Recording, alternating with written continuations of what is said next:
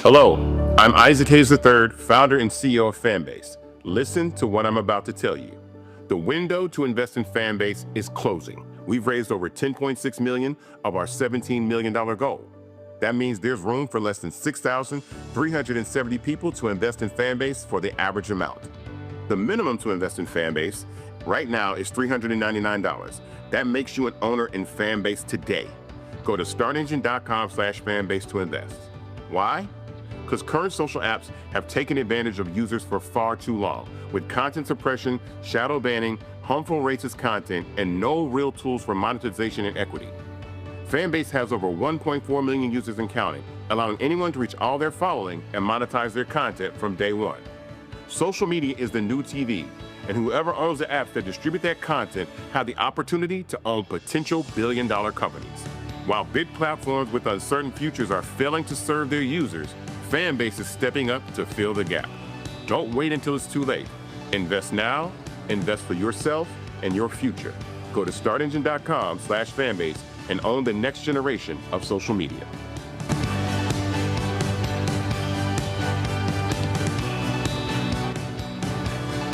Folks, Black Star Network is here. Hold no punches! I'm real revolutionary right now. Black power! Support this man, Black Media. He makes sure that our stories are told. Thank you for being the voice of Black America, Roland. Stay black. I love y'all. All momentum we have now, we have to keep this going. The video looks phenomenal. See, this difference between Black Star Network and Black-owned media and something like CNN. You can't be Black-owned media and be scared. It's time to be smart. Bring your eyeballs home. You dig?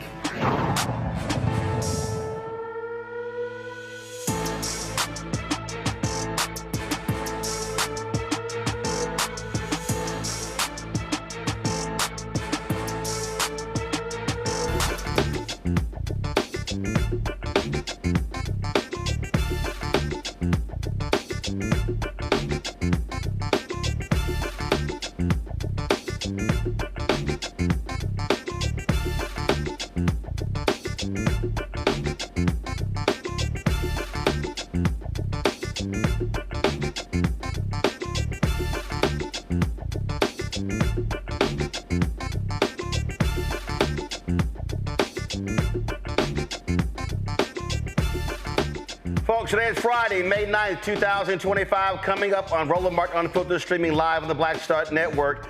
In a surprise move, a federal judge has postponed the sitting of a jury in the trial of Sean Diddy Combs. Legal analyst Candace Kelley was in the courtroom, and she'll tell us exactly what is going on in that particular case. A Black Texas mother whose son was killed by a Lubbock County Sheriff's deputy wants answers about his death. She'll be on the show to tell us exactly what happened. Also, I'll talk to a Missouri Democratic state representative who lit up the GOP over the capital gains bill and caring about poor people. Also, dumbass Donald Trump calls the Mattel toy company a country, saying he'll slap tariffs on them. And the thugs in Trump's ICE. They arrest the mayor of New Jersey, rough up an elderly member of Congress. Folks, wait till we show you the video. This harkens back to the days during Jim Crow of Jim Clark, as well as Bull Connor. It is time to bring the funk on Roland Martin Unfiltered. On the Black Star Network, let's go. He's got it. Whatever the miss, he's on it. Whatever it is, he's got the scoop, the fact, the find. And when it breaks, he's right on time and it's rolling. Best believe he's knowing. Putting it down from sports to news to politics. With entertainment just for kicks, he's rolling. Yeah.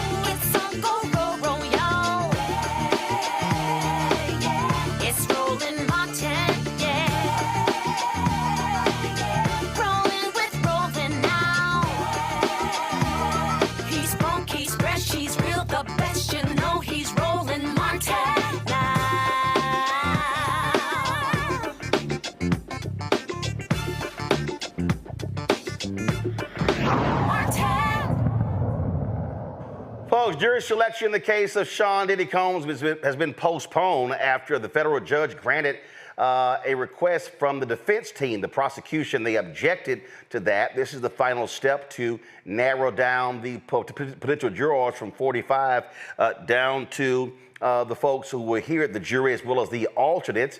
Legal analyst Candace Kelley was sitting in the courtroom today. Candace joins us right now. So what the heck happened?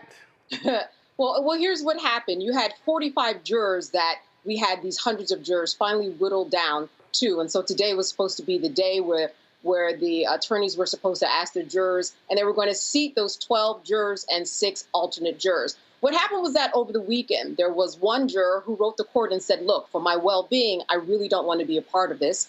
And then there was another potential juror who actually lied on his questionnaire. He was a part and is a part of a lawsuit against the city of New York, and he did not disclose that. So because of that, we are now down to 43 jurors. What the judge was scared of was that if the jurors were seated today, then they would spend the next 48 hours thinking about their situation, and then they'd have even more jurors pulling out, and then Monday would be a no-go. So he decided, let's just wait till Monday.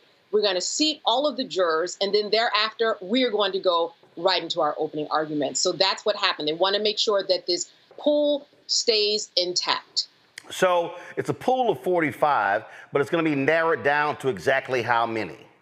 It's going to be 12 jurors and then 6 alternate jurors for a total of 18. And right now we're at 43 because of those 2 jurors who are no longer a part of this process. Gotcha. And so, but it's not like there's going to be a delay in the trial. There's simply a delay in this final jury selection process.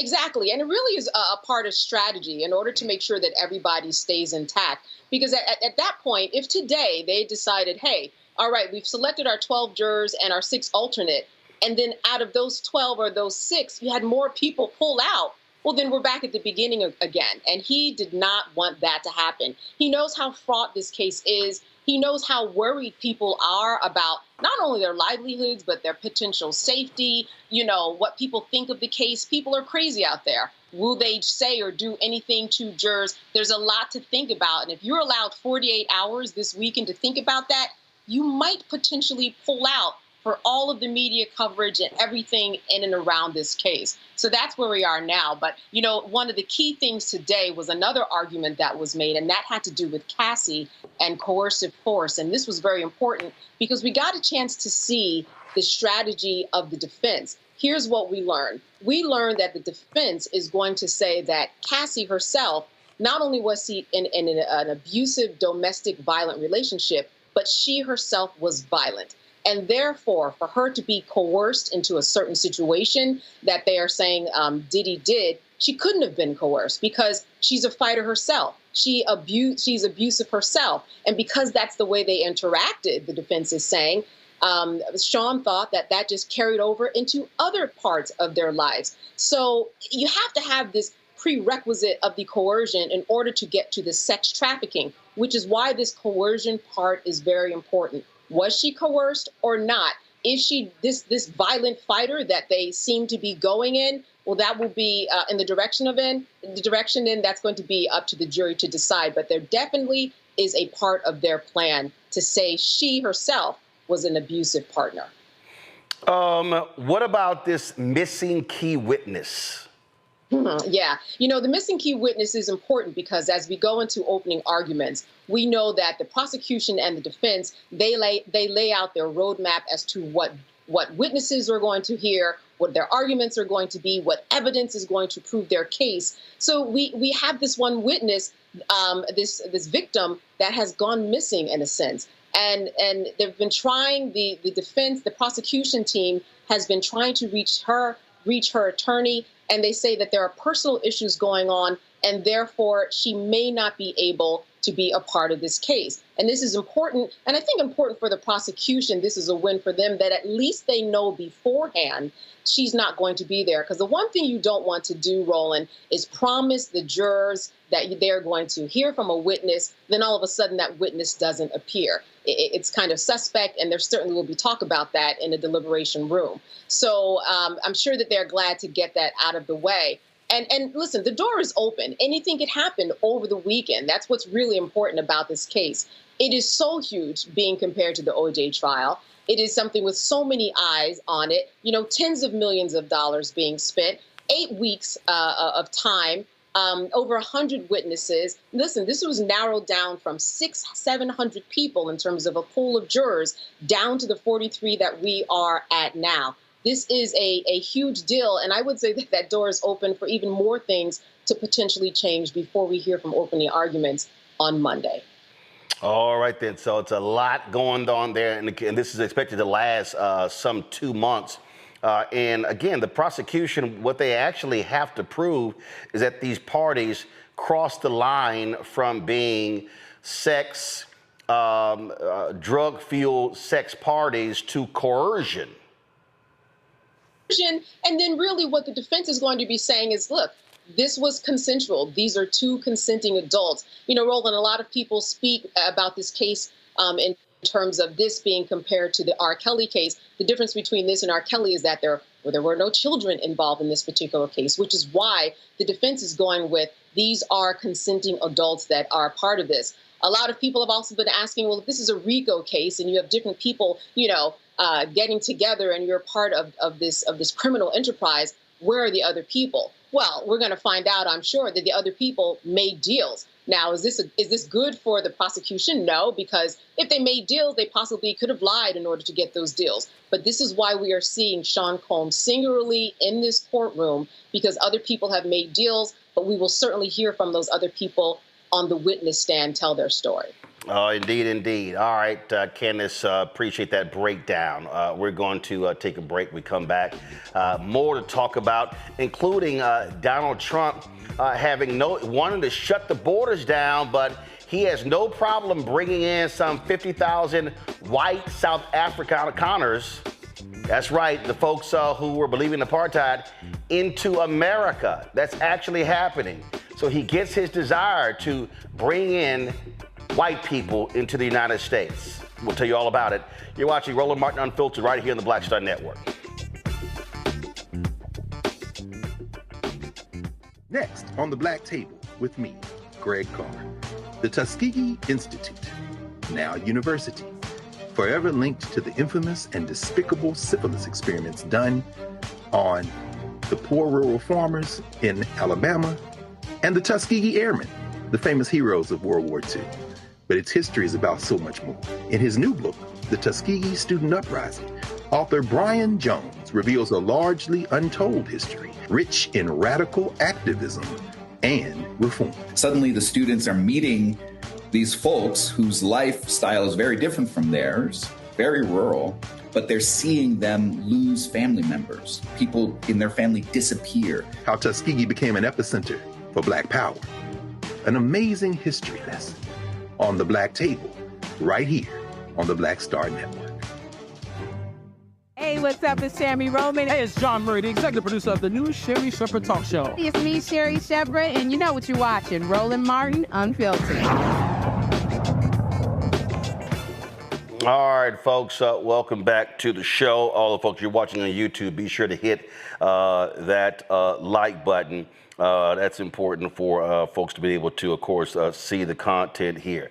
Folks, Donald Trump, we know he can't stand black people. He can't stand women. So is it a shock that last night he fires the highly, eminently qualified librarian over the Library of Congress? Carla Hayden became the country's top librarian in 2016 and had about a year and a half left on her 10-year term. Democrats were quick to criticize the action. In fact, they sent her an email from an aide of Donald Trump. That's crazy. House Democratic leader Hakeem Jeffries said in this statement, Dr. Carla Hayden is an accomplished, principled, and distinguished librarian of Congress. Her historic tenure has taken the institution to new heights, and I'm thankful for her incredible service. Donald Trump's unjust decision to fire Dr. Hayden in an email sent by a random political hack is a disgrace and the latest in his ongoing effort to ban books, whitewash American history, and turn back the clock. The Library of Congress is the people's library.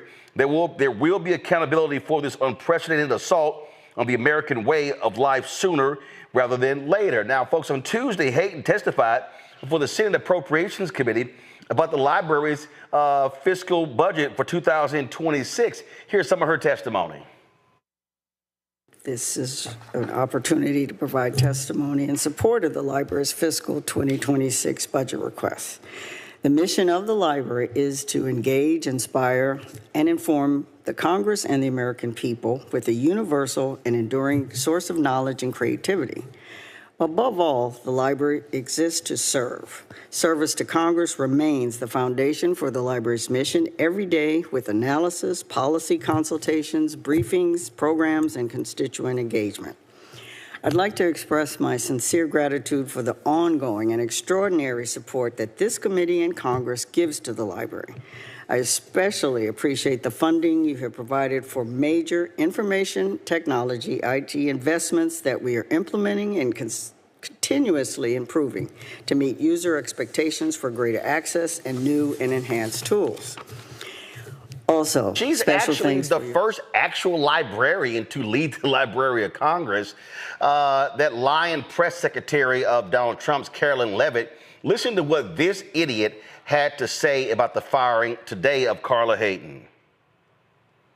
The president fired the Librarian of Congress. Why did he choose to do that? We felt she did not fit the needs of the American people. There were quite concerning things that she had done at the Library of Congress in the pursuit of DEI and putting inappropriate books in the library for children, and we don't believe that she was serving the interests of the American taxpayer well, so she has been removed from her position, and the president is well within his rights to do that.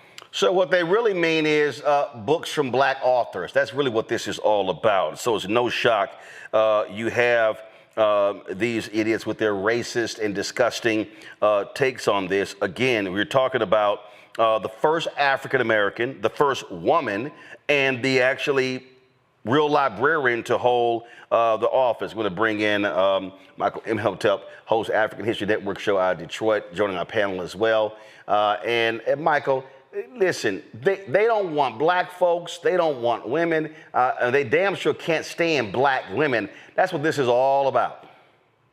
Absolutely. And Roland, this is about using DEI to wipe out African Americans all across the board, attack African Americans, attack Latinos, whatever it is, say that they're unqualified when they are highly qualified. The first librarian. Now, the Library of Congress was founded in 1800, okay? Founded in 1800. That's 3 years before the Louisiana Purchase. And when you look at this right here, Caroline Levitt could not state specifically what was done that was wrong that disqualified her. She talked about inappropriate books in the library for children. Okay, well, which inappropriate books? Right. What was inappropriate about them? So what they do is they throw out DEI to attack Harvard University, Columbia University. Howard is coming. I'm telling you, HBCUs are coming, and they're doing this. This is straight out of Project 2025. This is what they have been planning, and all of this is a backlash to the racial reckoning that was taking place in this country as after the death of George Floyd. And she had 1 year left in her tenure. It's a 10-year tenure. She was appointed by President Barack Obama. So more things like this are coming. This is terrible, but it's not unexpected coming from the traitor-in-chief. Yeah, but here's the whole deal. This is normally an apolitical position, Candace. The numbers are astonishing. First of all, this is how shameless these people are. This is the email that they actually sent to Carla Hayden. Carla, first of all, have some respect, you assholes, by addressing her by Miss Hayden or Mrs. Hayden. No, go back, please. Thank you. Leave it there.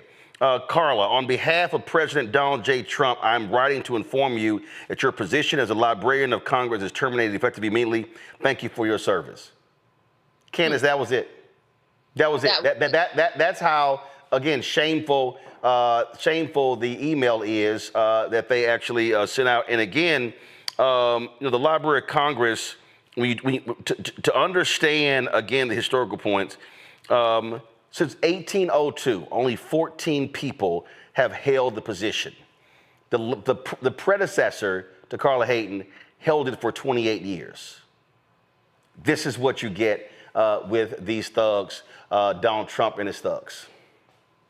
You know what's happening, Roland? I see it as them rolling back and not having the constitutional convention that normally or very hard to have in order to try to change the amendments that are out there. Because one by one, all of our amendments are being eradicated. You can look at the 14th Amendment, the 5th Amendment in terms of due process, the First Amendment in terms of, protesting Columbia's campus, or even the Supreme Court making a decision and then Donald Trump saying, no, I'm just not going to listen to this 9-0 agreement by the justices. What he's doing is little by little is he is very much tapping and tapping away at all of the amendments that are out there. This time, it is the First Amendment. This is what it's about. It's about the First Amendment and schooling and making sure that whatever young people read or anybody reads in any system matches his agenda. And so we are talking really about censorship. That is what is on the table. And the First Amendment is at stake. It has always been at stake, and it will continue to be at stake if we do not fight and become informed about these issues so that we know the language with which we should fight with. And that's a problem. He is in a position now between his executive orders and this whole DEI umbrella that we were talking about, where everything can just be swept up under it. So the fight continues, but this is all about censorship in the First Amendment. Yes, DEI, yes, blacks, LGBT, women. They've banned books from women who talk about having freckles because they are different. So we're talking about kind of the most ridiculous things about how they want to make sure that people are not offended by certain things because they're treated differently than another person. Very backwards approach, and is certainly an attack on the First Amendment. Yeah, but is that just the first? When you look at all their actions, and we're going to get to this when it comes to the arrest of Mayor Ras Baraka, they don't care about the Fifth Amendment. They don't care about the 14th Amendment. The only amendment they care about is the Second Amendment, Michael. Yeah, Roland. Well, you're dealing with a thug president. So when you have somebody that's a 34-time convicted felon, you can expect them not to follow the law. OK, and so once again, this is an example how elections have consequences. OK, so we're going to see more of this. We have to continue fighting against this. But this is a lawless administration. And you're going to see more attacks using diversity, equity, and inclusion actually to fire people. OK, we see the closing of the Minority Business Development Agency, OK, which distributed billions of dollars in contracts for African-American owned businesses. We saw that the Environmental Protection Agency was cutting grants, wiping out grants, talking about DEI. We saw that when you look at Cancer Alley, the lawsuit that the Department of Justice had against the petroleum company the petrochemical company, I should say, in Louisiana, in the area called Cancer Alley. They dropped that lawsuit citing DEI. Cancer Alley is 92% black, 92% African American. So all these policies, even though they were not 100% for African Americans, we did gain some benefit. OK, but now they are reversing all that. Yeah, they're just slapping DEI on everything. This is the new critical race theory. It's like we're just going to slap DEI on everything. But the real thing here that Candace laid out is Donald Trump, when he was, see, this is what people don't understand. He was not joking when he said, I want to be a dictator on day one. His whole deal is Candace, they want to take as much executive power. They believe that that legislative is irrelevant, judicial is irrelevant, that they hold all power. He wants to be a king. He wants to be Putin. He wants to be a dictator. He's doing that is he's finding workarounds. He's finding workarounds in executive orders. He's finding workarounds you probably have noticed in various press conferences when he's asked questions, he'll tell you, well, that's not the question that you should be asking. Or he will say, I absolutely know nothing about that. When, like Michael said, not only has he known about it, but, there's pen to paper about it in Project 25. So what they're doing is really a lot of strategy, right? And then they're putting things out in the forefront so that we worry about other things and won't worry about the desegregation policy that was just reversed down in the Louisiana parish, right?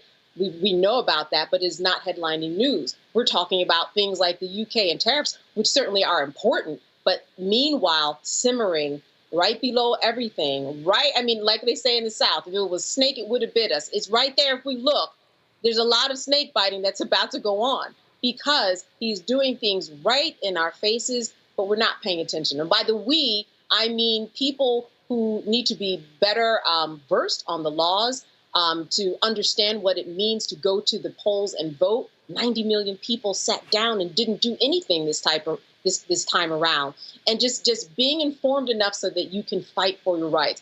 I find that many times people do not know even what they're supposed to fight about because they're just not informed or they're misinformed by the media. So that's where we are right now. It's really incumbent upon everybody to do their jobs to try to make sure that everybody is well aware of what is going and to pay attention to the details and what's going on beyond the surface, not just at the top.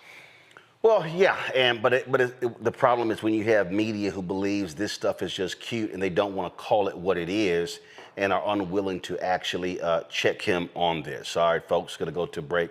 Lots to talk about, including Missouri State Representative who just blisters the Republicans when it came to them and the capital gains bill. We'll also talk about the ICE arresting Newark Mayor Ras Baraka. Folks, we're talking about, we're going back to Jim Clark and Bull Connor days. Members of Congress are outraged in the process. They roughed up an elderly female member of Congress. They're getting blasted. We're going to show you the video of what took place. It's shocking and stunning, but we know Trump doesn't care because all they care about is playing up to the camera. So lots to break down here. Roland Martin Unfiltered on the Black Star Network. Be sure to support the work that we do. Joining our Bring the Funk fan club. Your dollars are critically important for the work that we do. If you want to contribute via Cash App, please use the Stripe QR code. It's right here. You can see the QR code there. Point your phone to it. If you're listening, go to blackstarnetwork.com and go to our site. Check it out. Also, you want to send a check and money order, make it payable to Roland Martin Unfiltered. P.O. Box 57196, Washington, D.C. 20037-0196. PayPal is rmartinunfiltered. Venmo is rmunfiltered. Zelle, Roland at RolandSMartin.com. Roland at RolandMartinUnfiltered.com. If you want to get our Roland Martin Unfiltered Black Star Network swag, like the shirt that I'm wearing the crew neck. Don't blame me. Don't blame me. I voted for the black woman. Y'all see the T-shirt? Come on. Thank you. Come on. Come on. Thank you. All right, y'all see me wearing the sweatshirt. Don't blame me, but for the black woman, we got a sweatshirt, hoodie, T-shirt as well. Be sure to get that swag by going to rolandmartin.creator-spring.com, rolandmartin.creator-spring.com. Come on, let's show the graphic, please. So we can get our shirts, or go blackstarnetwork.com. We'll be right back.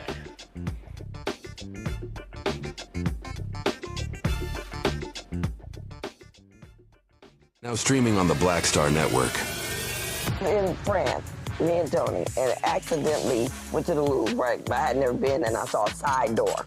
And we got off the little bus. I said, come on, let's go to the Louvre. I mean, I'm just like, let's go to the Louvre, right? We're here. This black girl is at the door with this white guy, black African girl. And she says, oh my God, Vanessa Bell Calloway. And I'm like this, you know me? And come to find out we were at the wrong door. But she said, I'm gonna let you just go in here. But I was in Paris, France. Mm-hmm. And that shocked me. She knew my name, she knew me. Mm-hmm. My movie. Mm-hmm.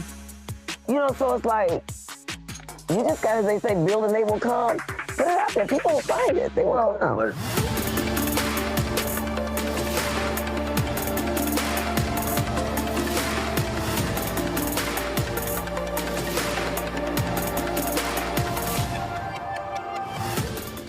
This week on the other side of change. Let's talk. Vote blue no matter who. We need political imagination more than ever, and unfortunately, some people on the Democratic side really are discouraging that. We're going to dig into all of it. The Democratic Party needs to remember who they are and who they are responsible to. This is On the Other Side of Change, only on the Black Star Network. This is Reggie Rock Byford. You're watching Roland Martin, unfiltered, uncut, unplugged, and undamn believable. You hear me?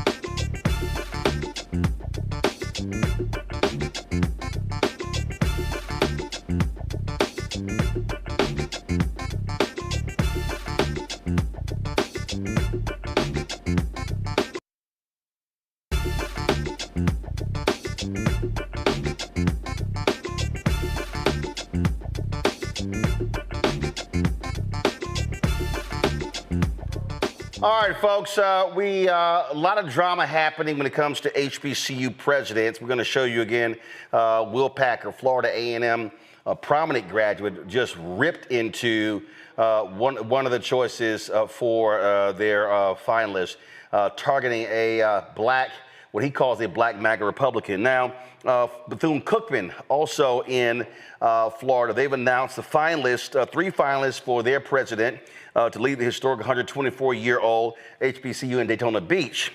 A 15-member search committee of board members, faculty, students, alumni, community leaders have narrowed the field to the candidates. They will each visit the campus for interviews and community conversations. The finalists are Dr. Albert Mosley, the president of Morningside University in Iowa, a first-generation college graduate. He holds degrees from Duke and Yale, is known for innovation, expanding access. Dr. Tundra Nika Coleman-Farrell, vice president of academic affairs at Palm Beach State College. She leads the 5-campus system with more than 40,000 students. She's an alum of Florida Atlantic University, known for student success and equity leadership, and also Dr. Sharonda Gibbs, the Dean of Business and Economics at Morehouse College. She has degrees from Grambling State, Jackson State, and is respected for her work in entrepreneurship and faculty development. So that's what's happening at Bethune-Cookman. We told you earlier the week the president of Jackson State abruptly resigned. They still have not given any reason why he's resigned. And the presidential search at Florida A&M is not going well. And Rattler Nation, and I've gotten emails from folks about what's going on at Florida A&M, and they say that one candidate absolutely should not be considered. They have been targeting Marva Johnson, a telecom executive. She's a lobbyist for Comcast with extensive ties to Governor Ron DeSantis, also was one of the electors for Donald Trump, and they've been hitting her hard, saying not only has she never run a university, they said she's never worked at a university, but she is one of the finalists from for the president's office. Now, starting Monday, the finalists will begin interviews, visiting the campus, meeting with faculty, students, and staff. And also the interviews will be live streamed. We'll be carrying those interviews right here on the Black Star Network. Now, as I said, Florida A&M alum Will Packer, Hollywood producer who's given lots of money. The amphitheater on campus is named after him. He dropped this video last night and has continued to put pressure, calling on Florida A&M Rattlers to stand up. And again, he is specifically targeting Marva Johnson, saying she is grossly unqualified to even be a finalist to be the president of Florida A&M. This is what he dropped on social media. This is an urgent message for alumni and students of Florida A&M University, and a warning for all those who love and support HBCUs. HBCUs are under attack. MAGA is trying to take over leadership at several of our beloved institutions. Right now, FAMU is in the bullseye. Hear me loud and clear. Right this very minute, a group of activist Republicans are trying to put in the highest position of power someone who is solidly and objectively unqualified for it. Her name is Marva Johnson. FAMU deserves better. Marva Johnson has been named a finalist for the FAMU presidency by Florida Republicans who sit on the presidential search committee. Let me tell you a little bit about Marva Johnson. She is a career lobbyist with no experience in higher education administration. Literally, the same amount of higher education admin experience as you or I. Zero. None. Now, this is not just about her being a staunch Republican. Everyone has a right to their own political affiliations. But what we cannot allow is a hostile takeover by someone who is aligned with a party that has loudly and proudly espoused ideologies that attack diversity and diverse institutions, attack equitable economics, and attack inclusive principles. The exact pillars that institutions like FAMU were built upon. There is no place for that hateful and divisive rhetoric, not at the College of Love and Charity. As an active and proud alumni who has given money, who has given time, and who has given untold effort to the place that helped shape me, I refuse to sit idly by and watch others attempt to destroy the legacy that so many who came before us have built. Neither should you. Now, this process is moving fast. These 13 individuals make up the FAMU Board of Trustees. Possibly as soon as next week, they will vote on the next president. We have to act now. I want you to take a minute to do two things. First, screenshot this page right now and reach out to as many of these trustees as you can to let them know that FAMU is too important to be entrusted to the likes of Marva Johnson. Second, I want you to add your name to the FAMU Deserves Better petition created by FAMU students at change.org. And then stay tuned for more details on student-led protests taking place on campus in Tallahassee next Wednesday, May 14th. It's time to take a stand. Right now, Rattler Nation, FAMU deserves better. Let's go. That's a really strong statement there, Candace. And here's the thing that we have been talking about. When you look at your prominent HBCUs, most of them are state schools located in red states. And so the reality is, folks like Governor Ron DeSantis, they have control over that. But even though Bethune-Cookman is a private institution, same thing has happened there. There's been a lot of criticism of them. You might remember, they were the ones who invited, as the keynote speaker, the commencement speaker, Betsy DeVos when she was education secretary. And man, that didn't go over well.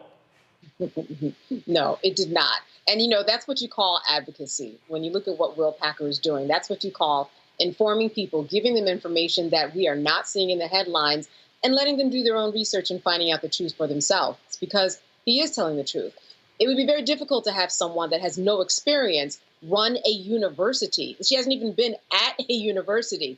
That's really impossible in the world of academia. You normally have to go through certain thresholds before you even get to a point to be considered to be a candidate in order to go through the process. It is a very, very tight process. But what I really like is what students are doing, because the students are the ones who are paying the tuition. The students are the ones who are getting out loans in order to go to this college. You know, and it makes sense for them that they have the voice in order to make sure that things happen or don't happen. And having that power is really important to realize. So I'm just glad to see that that is happening, because they do have a say in the process, and they should have a say in the process if they don't. When they have the opportunity to hear all of these candidates, I do hope that the students will come and listen to the presentations, because they normally have that as a part of the interview process. You have to talk about your ideologies, how you see leadership, how you will manage the school, what are your plans for the school, and all of this is open for people to sit down and listen to. Again, when you are informed, you are a better advocate for everything. So they have the change.org petition, and hopefully, and I'm sure that that's going to be married to actual action and going out and listening to candidates that are in fact qualified. Michael?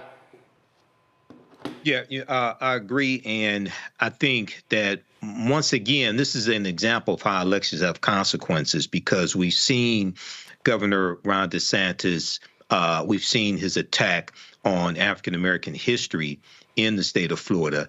And a lot of people think that this is a further play to gain more control over education in the state of Florida. So here we're talking about a HBCU. And at the same time, I think it's really important. And I'm sure that many people are doing this, but I think it's also important for them to talk about the qualities that they want in the next Florida A&M president. And one thing that I wonder with Marva Johnson being totally unqualified for this, are Republicans going to refer to her as a DEI hire now? She's totally unqualified to lead this institution. She hasn't led a college before, so she doesn't have a background in this. So I wonder if Republicans are going to refer to her as a DEI hire. It's absolutely crazy what's going on. So we'll be following it, and again, we're going to be live streaming all of those interviews right here on the Black Star Network. I did reach out last night, called Marva Johnson. She was flying, and so I said, hey, you want to come on and talk on the show? Let me know. We'll definitely have you on.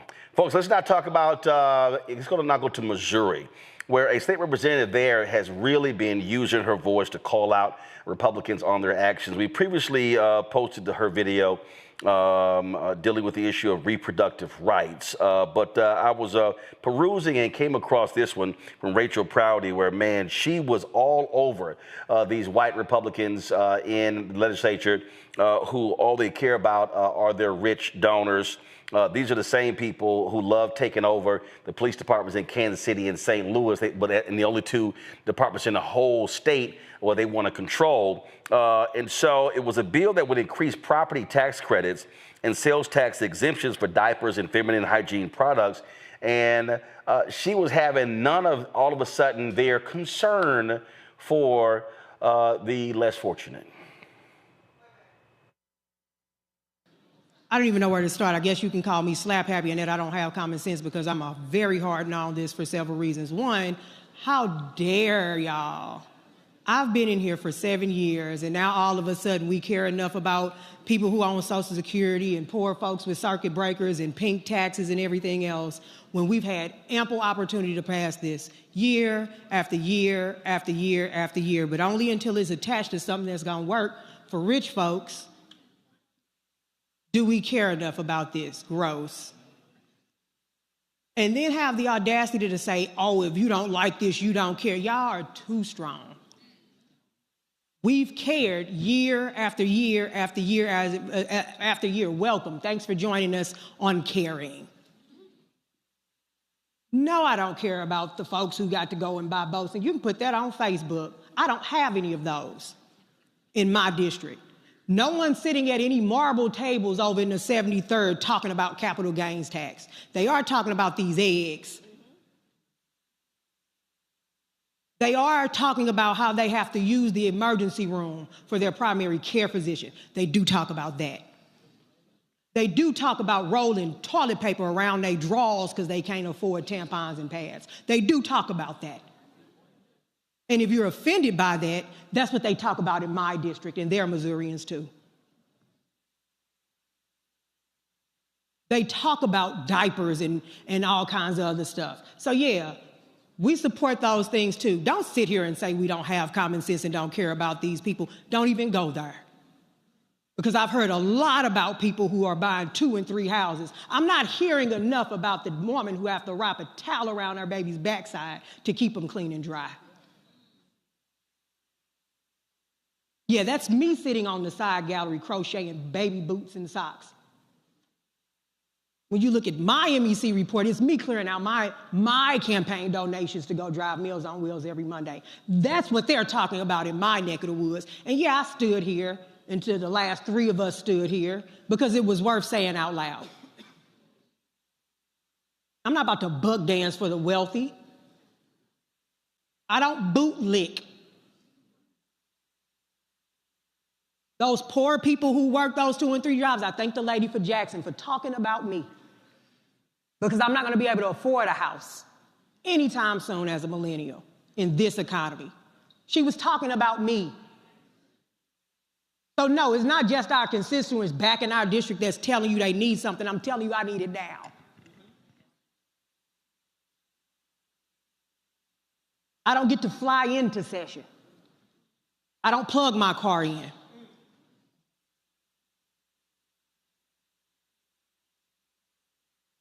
I have Walmart greeters in my family in their 60s and 70s. Y'all get to run for office.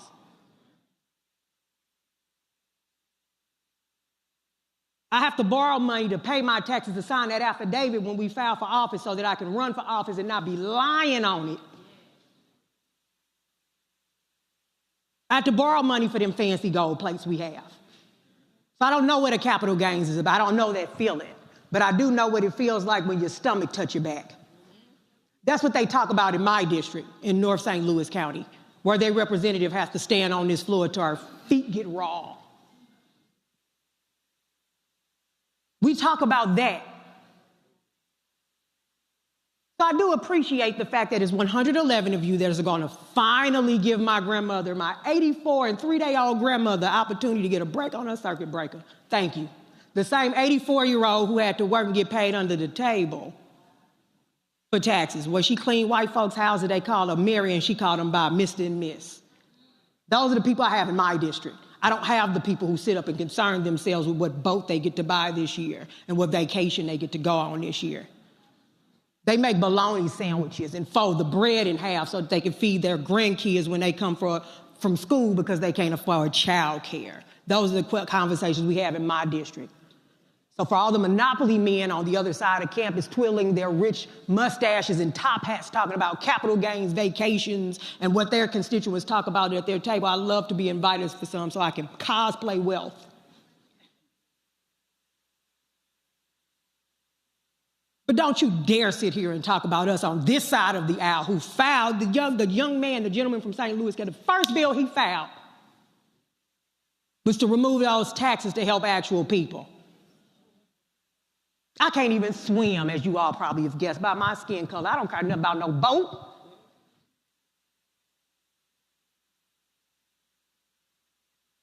Just pass the bill and stop trying to act like it's us over here when it's been you all the whole time. I'm grateful that these things are on this bill. I am. I'm voting on it, but I'm grateful it's here. That I can get some kind of rebate or some reprieve from tampons while I still have to use them before I have to go get diapers for my age. Thank you. Folks, Representative Prouty joins us from Ferguson. Glad to have you on the show. What happened here? What was, how did this whole thing start? Because you went the hell off. Thank you, Mr. Roland. I tend to do that. This is certainly the place, if you are a Black woman, Democrat in Missouri, this is certainly the place to go off. What happens is what always happens in our legislature. We are profoundly outnumbered. We are in the super minority such that if not a single Democrat came to work, the Republicans have enough to do the business of the state of Missouri without us. And we get to this point in session where they do a little bit of legislative candy. They'll sprinkle some things that Missourians actually want. They're actually asking for, they actually call for on a bill to make it amenable to the average Missourian. And then try to play it like, if you don't vote for this, then you're against these things. And we've been filing these bills for years, decades, in fact. And so, and I wasn't going to speak on this particular bill, but I got offended. I got offended by the commentary going around, and I had to call it out. So what were they saying? Y'all don't care about regular folk? That's exactly right. They weren't saying too much about the capital gains tax, the underlying bill, but they were certainly saying something about the amendments, which, by the way, I'm a member of the House for now. The House did not put the pink tax, to remove the tax from circuit breakers from seniors, or the pink tax to remove it off sanitary items. They did that in the Senate, and it was a deal made by Senate Democrats, or they were going to filibuster the bill completely. And so that's exactly right, Mr. Roland. That's exactly what they were saying, and they weren't about to call me a liar or play with me in my face. So. You talk about, again, them having a supermajority. I take it that's due to partisan gerrymandering. Without question. We are one of 12 states in Missouri that have term limits, for better or for worse. For worse here, because whereas we have term limits, lobbyists, the same lobbyists who push things like the removal of the capital gains tax, they don't. And so, yes, sir, absolutely partisan gerrymandering where Democrats are largely confined to Jackson County, where Kansas City in part is, in St. Louis City, the city of St. Louis and St. Louis County, where I represent. Questions from a panel. Candace, go right ahead. So I'm just curious, what has been the response from your constituents? I mean, it really makes a difference when people speak up on their behalf and ask for a sense of humanity from those people who they've elected to put into office. Yes, ma'am. And I've been profoundly blessed in that here in Missouri, we have open primaries. And so, I represent North St. Louis County. Ferguson, where I actually live, is in my district. I have Kinloch, which is the oldest Black municipality in the state of Missouri. My constituents, Black, white, Democrat, Republican, Libertarian. Not so much the Libertarians, because Libertarians tend to think taxation is theft unless they call the police. They certainly want them to come. Notwithstanding, they are like, yes, absolutely. We are at a point where eggs here are about $7, $8, depending on where you live in St. Louis County. We have 88 municipalities. You can live across the street. Your sales tax and local tax could be upwards of 9%. Everybody wants a little bit more money in their pocket, and we're not asking for more taxes on anybody. We certainly want the wealthy to pay their fair share. And that's what I've been hearing the most from the commentary. It's been overwhelmingly positive and supportive from both sides of the aisle, frankly. Michael. Representative Prouty, thanks for speaking out, number one, because I know a week or so ago, we talked, two weeks ago, I think we talked about you as well on this show. Can you explain more about the circuit breaker tax credit? Exactly what I've been reading about that, but exactly what that is and how that will help your constituents. And is it possible maybe to get that put into a separate bill so that, it will pass? At this point in session, no, sir. We have 1 week of our legislative session left in Missouri. We're considered a hybrid legislature, so we're not full-time, we're not part-time, we're considered hybrid. Today, we just finished the budget. And it is on separate bills, several separate bills filed by Democrats. And again, I've been profoundly blessed for 2 of the sessions of the 4 I've been in the legislature. I served as the only Democrat committee chairman in the state. At this point, I believe I'm the only Democrat that had a bill on calendar this session. And so putting it on there was kind of, again, it was a little bit of legislative candy. So it's always been on a separate bill. The bill is on its way to the governor's desk. But as for the circuit breakers, as far as in the 73rd district, about 51% of my district is Ferguson, Missouri, and it's overwhelmingly renters. I myself am a renter. And as a millennial, I'll have to keep your girl lifted in a believer's prayer that I'll ever be able to own a home in the today of things. But most of us are renters. For seniors, if they are a renter, then of course this won't impact them at all. It is for homeowners who are seniors with a lot of other caveats. You have to be current on taxes and a whole bunch of other different things that make this reprieve a little bit out of reach for a good chunk of my constituents. Okay, thank you. All right, then. Well, look, it's always important to have folk fighting a good fight, and you certainly are doing that. And so we appreciate those words, and hopefully it definitely got their attention. Thank you so much, Mr. Roland. The remedy of an underserved community is to serve it. And so it's an honor and a privilege, and thank you for thinking about me. Appreciate it. Thanks a lot. Good luck. Yes, sir. Thank you. All right, folks, going to a break. I will be back to talk about the arrest of Newark Mayor Ras Baraka by ICE agents. Unbelievable what happened. You're watching Roland Martin Unfiltered on the Black Star Network.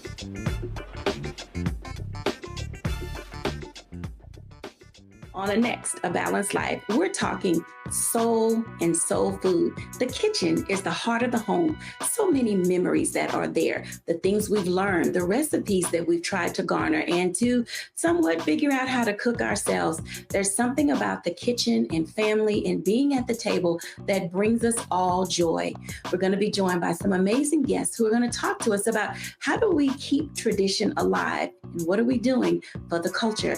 The traditions and the gathering and the warmth and security, those memories are super important. And we have to, make sure that those continue to happen. So no matter how we get in the kitchen or around the food, I just want you there. That's all next on A Balanced Life here on Black Star Network. Now streaming on the Black Star Network. In France, me and Tony, and accidentally went to the Louvre, right? I had never been, and I saw a side door. And we got off the little bus. I said, come on, let's go to the Louvre. I mean, I'm just like, let's go to the Louvre, right? We're here. This black girl is at the door with this white guy, black African girl. And she says, oh my gosh, Vanessa Bell Calloway. And I'm like this, you know me? And come to find out we were at the wrong door. But she said, I'm gonna let you just go in here. But I was in Paris, France. And that shocked me. She knew my name, she knew me. She knew my movie. So it's like, you just gotta, they say, build and they will come. Put it out there, people will find it, they will come.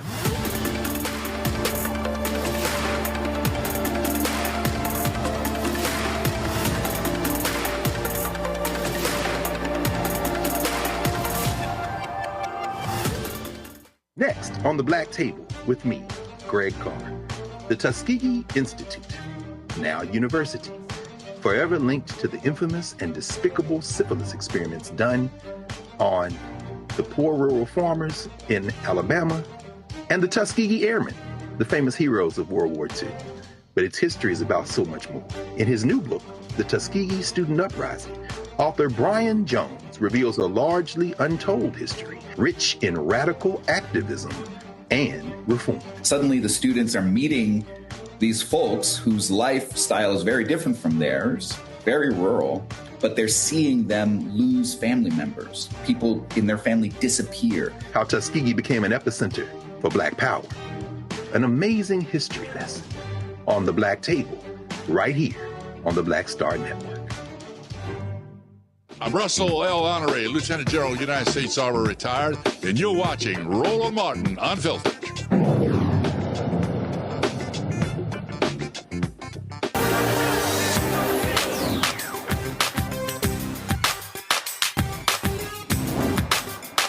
Been frozen out. Facing an extinction level event. We don't fight this fight right now, you're not going to have Black ownership.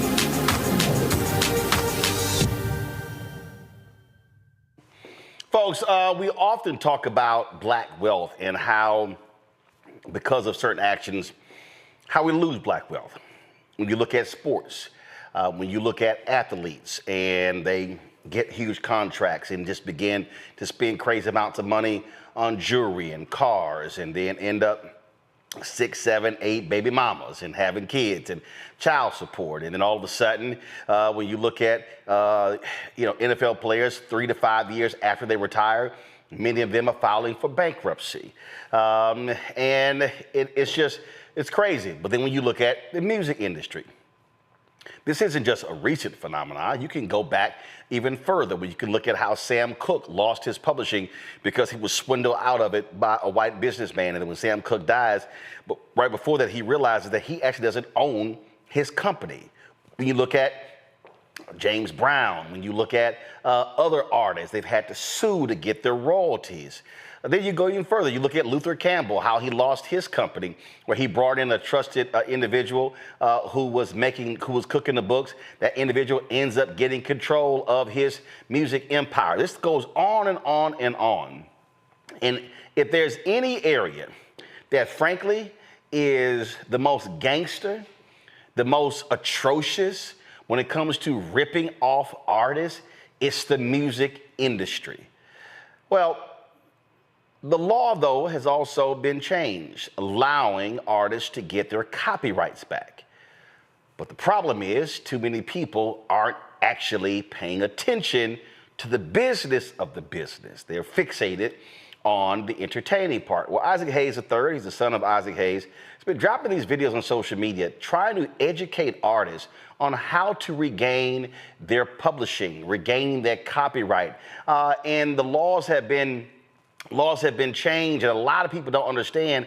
And so you see these videos on social media of artists complaining about not owning their masters and not owning their publishing without realizing that there are ways to get those things back. Isaac, of course, founder of Fanbase, joins us right now. So, Isaac, you've been dropping these videos, and you posted something recently where you said to any artist, hey, DM me, I can walk y'all through this. Has that been happening? Because when you dropped the first video, I actually sent it to a very prominent rapper, and he said, brother, I appreciate this. I'm already aware. We're already on this. But thanks for caring about it enough to send it to me. What has been the response from folks since you've been doing this? Well, I won't name the names, but let's just say some very iconic R&B and hip-hop artists have been reaching out, and we're unaware of the process of doing reversions and terminating your copyright. So I'm glad to help.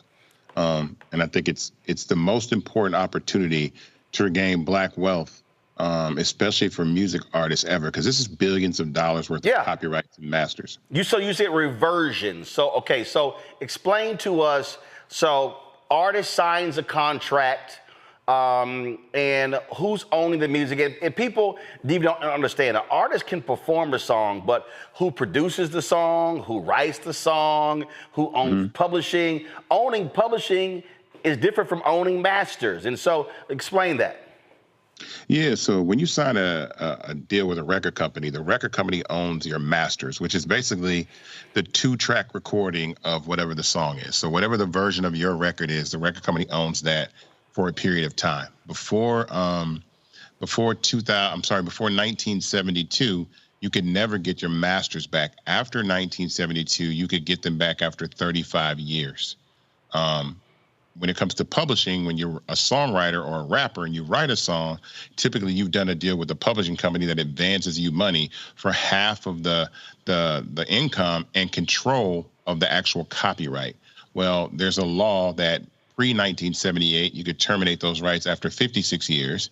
And then post-78, you could terminate those rights after 35 years. So if you realize it's 2025, that means 1990 is really the dawn of really when hip hop went commercial. So you got Hammer, you got Bell Biv DeVoe, LL Cool J, all these rappers. And there's a window for them to terminate their rights and get their masters and their publishing back right now. And if you don't do it in a certain amount of time, you miss the window, and those publishers and those record companies own your copyright forever. You never get it back. All right, so, and again, so when we talk about this window, how long is the window, and what is that process?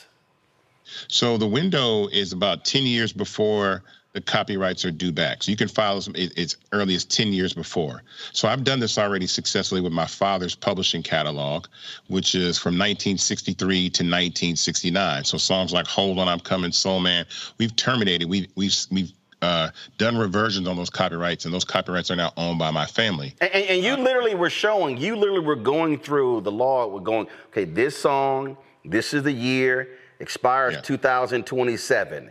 This song, you were going through that.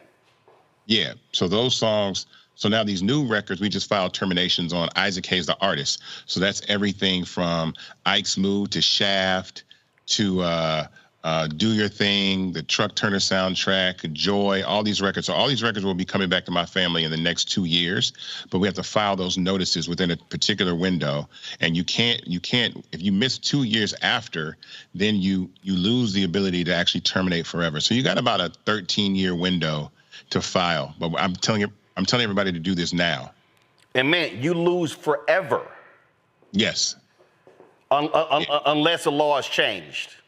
No, you lose the copyright forever because you had your shot to get it back. Now, typically what happens is when you do reversions, there's one of two things that happen. Now that you get your copyrights back, publishers will come along and ask you to buy those copyrights. And there's some really, really lucrative deals to sell those copyrights again. So once you get them back, people are going to approach you about buying them, which is not really a bad idea for some artists. Like, so if you're a living artist, I say this, if you're a living rapper artist, I can tell you there's a particular rapper that was very, very popular in the early 2000s that just sold his catalog for $50 million. And that's great because that $50 million probably would have taken him 30 years to get over time. So imagine getting $50 million up front. And then if you can manage that money, invest, do things like that. Plus, this artist is still young enough to go on tour and perform and make money. In my dad's case, he's no longer here. So I never wanted to sell his copyrights just for a flat out check. So what I did is an administration deal or a co-pub deal where we get an advance and then someone goes and collects that money for us, but we still own the copyright and control where it goes and what we charge and all those types of things. And again, what people don't understand is how the music game has changed. Now, you're talking about ringtones, you're talking about movies, you're talking commercials, you're talking all sorts of things. And no one knows how a song, somebody may hear it and then they may decide to put it in something. I mean, I was watching Jimmy Jam was talking about how when they did Rhythm Nation, how they literally were in a restaurant and they heard a Sly Stone song, and there was this one piece. He was like, "That's it, let's go."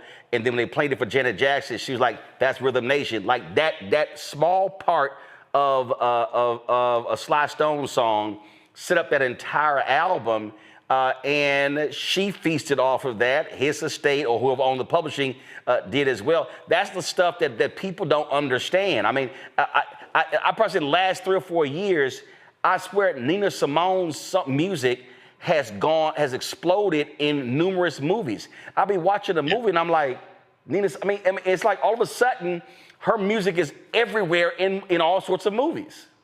Well, think about this. Think about probably one of the biggest songs ever, which is Shaboozie's record, right?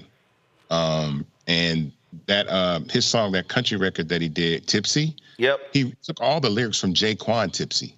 So Jaquan has made more money off Shaboozie's record than he did his original record. And if he never sold his publishing or his writer shares, he's made millions of dollars off that one song. And with streaming and licensing, I've seen these deals. We've licensed songs like "Hold On, I'm Coming" for commercials for $400,000 just for 30 seconds of a commercial, just for one one particular license. And so there's millions and millions of dollars available. And we're entering in that age where you're watching TV and you're starting to hear all the rap songs that are in commercials now and in movies. Those deals, those licenses are worth $500,000, $400,000, $300,000 per side. So if you own the master, $300,000. If you own the publishing, $300,000. So there's a lot of money coming back. And I implore artists and hip hop artists and R&B artists to go and make sure that they're terminating their publishing. Anybody out there that does not know how to do this, that's in the entertainment industry, don't be afraid, don't be shy, because I've had some icons reach out and really did not know. I tell people to DM me on social media, hit me on Instagram, wherever you can find me, and I'll teach you how to do this, and I'll direct you to the person that I use that I've been able to successfully terminate. Over right now, I want to say we're over 400 songs. We have another 1,700 to go because you got to remember, Isaac Hayes was sampled in a lot of rap records, and we're going to terminate the publishing on those rap records as well. Wow. So, those records are coming back. And I mean, look, I remember Sir Mix-a-Lot did an interview where he talked about the amount of money he made off of just ringtones for Baby Got Back was insane. He said just millions and millions of dollars. But this is the part where I'm always talking about the business of the business. That too many of us don't focus on. Let me go to my panel for questions. Candace, you're an attorney, and my God, I wish, and we still see today, these artists would hire somebody who has massive experience in recording contracts. So I'm sick and tired of hearing, there's no reason an artist today should be sounding like Motown artists or other artists did back in the day. But I ain't know, and they sign these awful 360 deals. It's insane. Go ahead. Yeah, it is insane, but the more you know, as they say, right? So when we talk about this law, it's a good reminder just to put out there to people that we're talking about music, but we're also talking about literary works, we're talking about musical works, we're talking about films, we're talking about software. So when we talk about the copyright law and terminating these particular copyrights, which, by the way, this was done so that people who got into deals that were not too lucrative and didn't understand their value in the future, they could renegotiate. But like Isaac said, you got to get on that time. It's like a statute of limitations, right? You can only file a lawsuit if it's within the statute of limitations. And the key is getting in there and making sure you know what to do after. The after is important because when we think about the copyright ownerships that we have, it's like a car. You can lease it, you can sell it, you can give it away. Not a good idea, but there are many things that you can do with it. But Isaac, I just want to thank you because a lot of people, they just don't know. And because there is a clock that is ticking, you caught a lot of people who would have never known and would have been on the other side saying, how was I supposed to know? It's one of those things that we've been talking about all night. You have to get out there and inform yourself. But if not, Isaac, there are people like you who are doing it. So thank you very much for that. We're talking billions of dollars. Billions. I mean, I'm not gonna be shy. You know, what made me bring this subject back again is the deal that Ryan Coogler did for Sinners. Mm-hmm. He has reversion rights to his film after 25 years. He negotiated those reversion rights. It's very, very similar to music. And that's what made me bring it back up because I'm like, I need to let these artists know that you can get your music is up right now after 35 years. You can get all these hip hop artists can get their songs back starting from 1990 all the way over the next 2 years, 1990 to 2000. You can file your termination notices right now to get your copyrights back. Michael. All right. This is a very timely conversation. And I know when the California Reparations Task Force, when they released their report back in 2023, they laid out 12 harms that African Americans have suffered in this country. And number 8 was control over creative, cultural, and intellectual life and how royalties have been stolen from us. So one thing I wanted you to talk about this for a minute. Late at night when we see the commercials for Time Life and we see all those R&B songs, classics from the 70s and things like this, a lot of that music is highly popular and people are still making money off of it. But many of those artists, we don't own that music, or their children, their next generation don't own that music. Can you reiterate and talk about maybe how the son or grandson can try to gain back control of their grandparents' music that they were beaten out of? Yeah, this is very personal for me because, my father lost those rights to his music in 1974, and they were sold at auction to 2 white gentlemen for $50,000 in the early 80s, about 4 years before sampling took off. Hold on. Wait. You said your dad's publishing was sold off to 2 white guys for $50,000. Yep, in an auction that he did not know about in like 83 or 84. Wow. And those men that bought those rights went on to receive more than $60-70 million because you got to think Isaac Hayes' music was sampled by Public Enemy, Dr. Dre, Snoop Dogg, Wu-Tang Clan, Tupac, Biggie, Jay-Z, like to name a few. And so for the last 56 years, we've never been able to claim those copyrights back. Even as recent as Glorilla, right? Here's the crazy thing. Glorilla has a song called Let Her Cook. That samples Ike's Mood 1. I played that the other day. I get that record back. Our family gets that record back in 2027. So Glorilla would have made that song 2 years from now. We would get all the money from that record, not the people that still get that money until these next 2 years from my dad's publishing. So it's very personal to me. It's why I'm so big in the creator space and ownership of IP. So what you have to do is, number one, you have to find an attorney or a paralegal. Again, I tell people to DM me. There's a phenomenal woman by the name of Liz Garner. Liz Garner has done my terminations for years. I started this process back in 2014 with my father. So Liz Garner is the one that has done the first batch of terminations, and we're working on the second and third now. And so I tell everybody to reach out myself. I can connect you with Liz. She can start that process for you, but she's already done, deals with Smokey Robinson. She's helped a lot of entertainers get their copyrights back. She worked with a phenomenal woman by the name of Jeannie Mason, who I started with, who has since passed away. But Jeannie Mason is the one that changed the Copyright Act from 56 years to 35 years. So these are individuals that champion artists' rights and creators' rights. And so I'm happy to work with them, and I'm happy to tell as many songwriters, as many artists to terminate their masters in publishing as possible. So I'm just curious. So how How was your dad's publishing sold in an auction that he didn't know? So initially, my father lost the rights to his music in '74 because Stax filed for bankruptcy, and my father took a loan from Union Planters Bank. What happens typically when someone gets a loan is that if you fail default on that loan, they'll garnish the income stream. Right. So let's say like whatever your music makes, we'll keep taking that money and it won't go to you, it'll go to us so we pay back. Right. That's not what happened with my father. They actually took the right and the ownership of the actual IP, which had never really been done before. Then that was done in '74. In '83, Union Planters wanted to auction that off to sell the asset, right? Because it wasn't making a lot of money because they didn't see sampling coming. Right. And so people weren't buying the records. So there was an auction held and my father was not notified, and two gentlemen showed up and they bid for $50,000 for the publishing, and they got it. How much was that original loan? $2 million. But Stax Records filed for bankruptcy owing my dad $14 million. So imagine Universal saying, telling an artist they don't have, $65 million in 2025 that they're owed. That's really started this whole process with my dad. I always say that's my generational trauma, seeing my father lose his creative rights.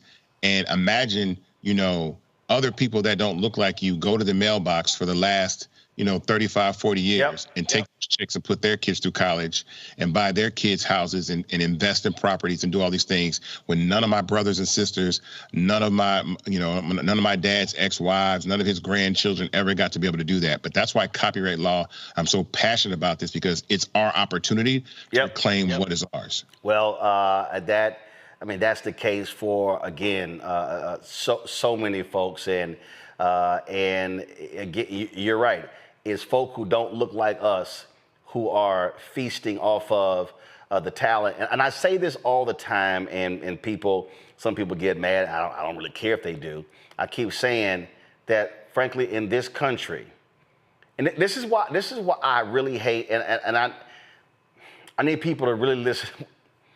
So they just had the Met Gala, and I saw this story where Usher paid $350,000 for a table, but had to seek permission from Anna Wintour, who he got to seat at his own table. And she said no to some people, and not only that, she has control over even what the folks wear. And I sat there and I said, you know what? I ain't spending $350,000 of my own money and having somebody else telling me who the hell I can and cannot invite, and then what I can and cannot wear, to a gala that was celebrating Black culture. And that was one person, I'm not gonna name this person, but they posted on their social media, we doing this for the culture. And Isaac, I'll be honest, I hate that phrase. I hate that phrase because when I hear the phrase, yo, we doing it for the culture, my problem is we keep giving away the culture. And so we're just so happy that we performed and that we made the art. Yo, we doing it for the culture. We're doing it for the culture. They doing it for the money. We doing it for the culture. And I keep saying I'm tired of us being the show in show business and them being the business in show business. And we've got to get artists to understand, yo, you can love the music. You can want to be on the stage, but trust me, somebody else is getting paid. And so we better understand the business of the business, because it's literally billions of dollars that Black people, we have made more white executives richer. Let's be real clear. We know from the documentary, Jimmy Iovine, he was about to file the day before Suge walked in there, they about to file bankruptcy. And the billions made. And so that's what we got to understand. Let's stop making other folk billions and make our folk billions. Final comment. Well, let me say this, because I think it's really important. Black culture is the most valuable thing on planet Earth. I'm telling you right now, it's more valuable than gold, more valuable than diamonds, It's more valuable than even some of the software and technology we use, because most of these things are powered by Black culture.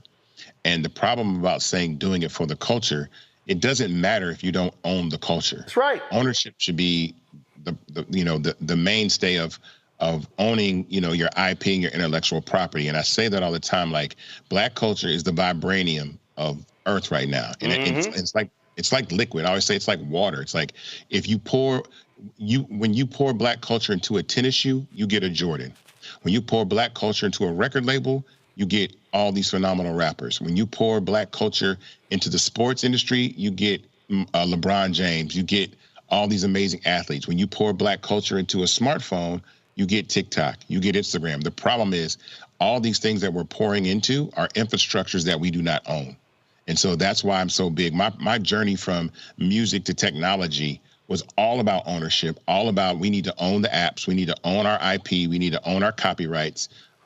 So this is just an extension of my father's legacy and what I'm doing and telling people about owning intellectual property, investing in tech startups that we can own. That's the biggest thing. Technology is the fastest growing asset and most valuable asset on Earth right now, but we're not owning what we need to own to be able to really build true generational wealth at this time. So own record labels, own apps, own software, own infrastructures that you can leverage Black culture. And think about the Black culture, the apps and the infrastructures that do not work without Black culture.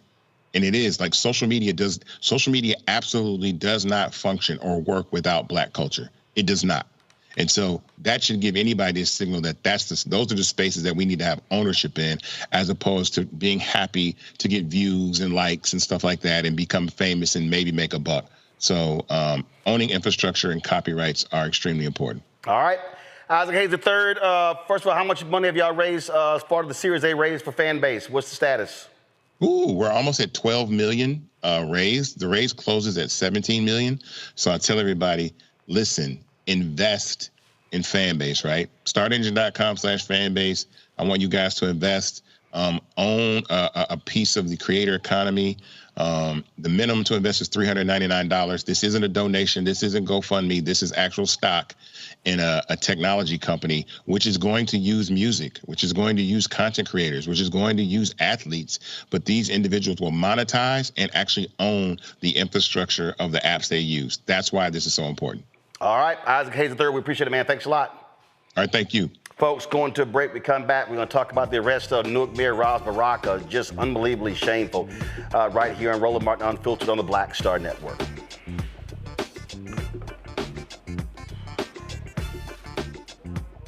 Next on the Black Table with me, Greg Carr.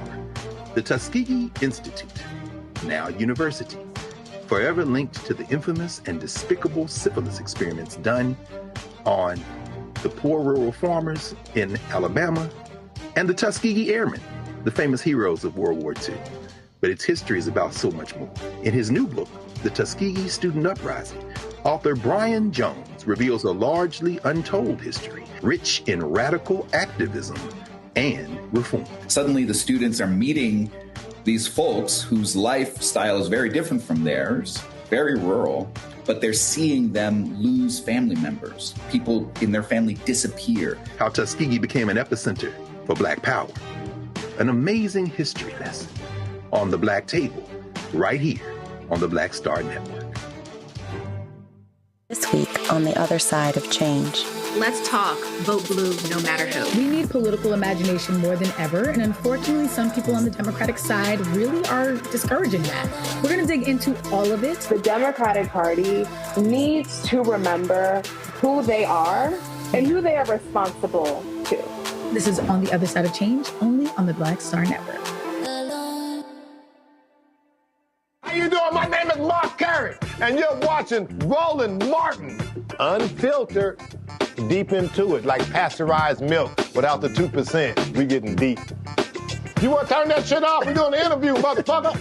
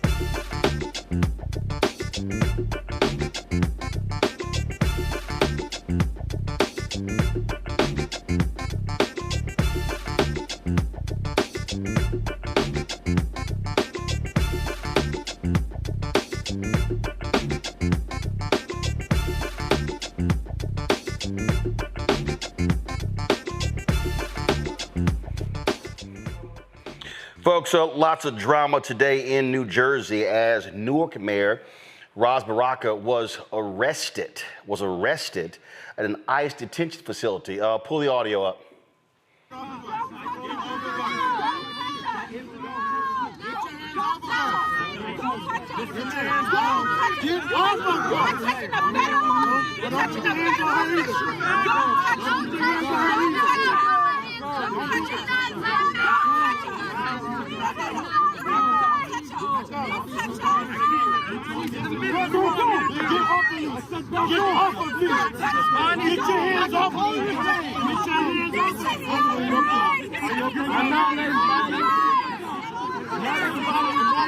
I'm not letting you cannot push. You cannot push. You cannot push. Congressman, get over her.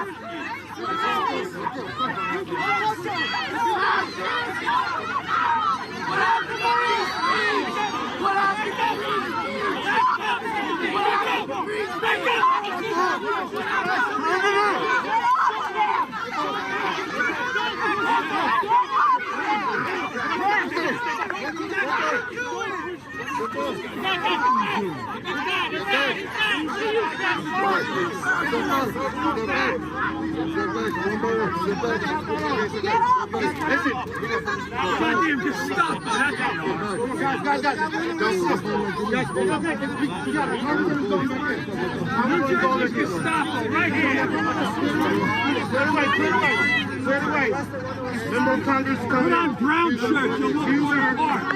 Use her. Thank you. Now, they were there protesting this facility, claiming that it was open illegally and in violation of local ordinances. A number of people said that Congresswoman Bonnie Coleman Johnson, as a matter of fact, y'all call her so we can get her on the phone, was roughed up in the process. This is Robert Menendez Jr., of course, the son of the disgraced United States senator, who's now a member of Congress, who was talking about what took place. Listen.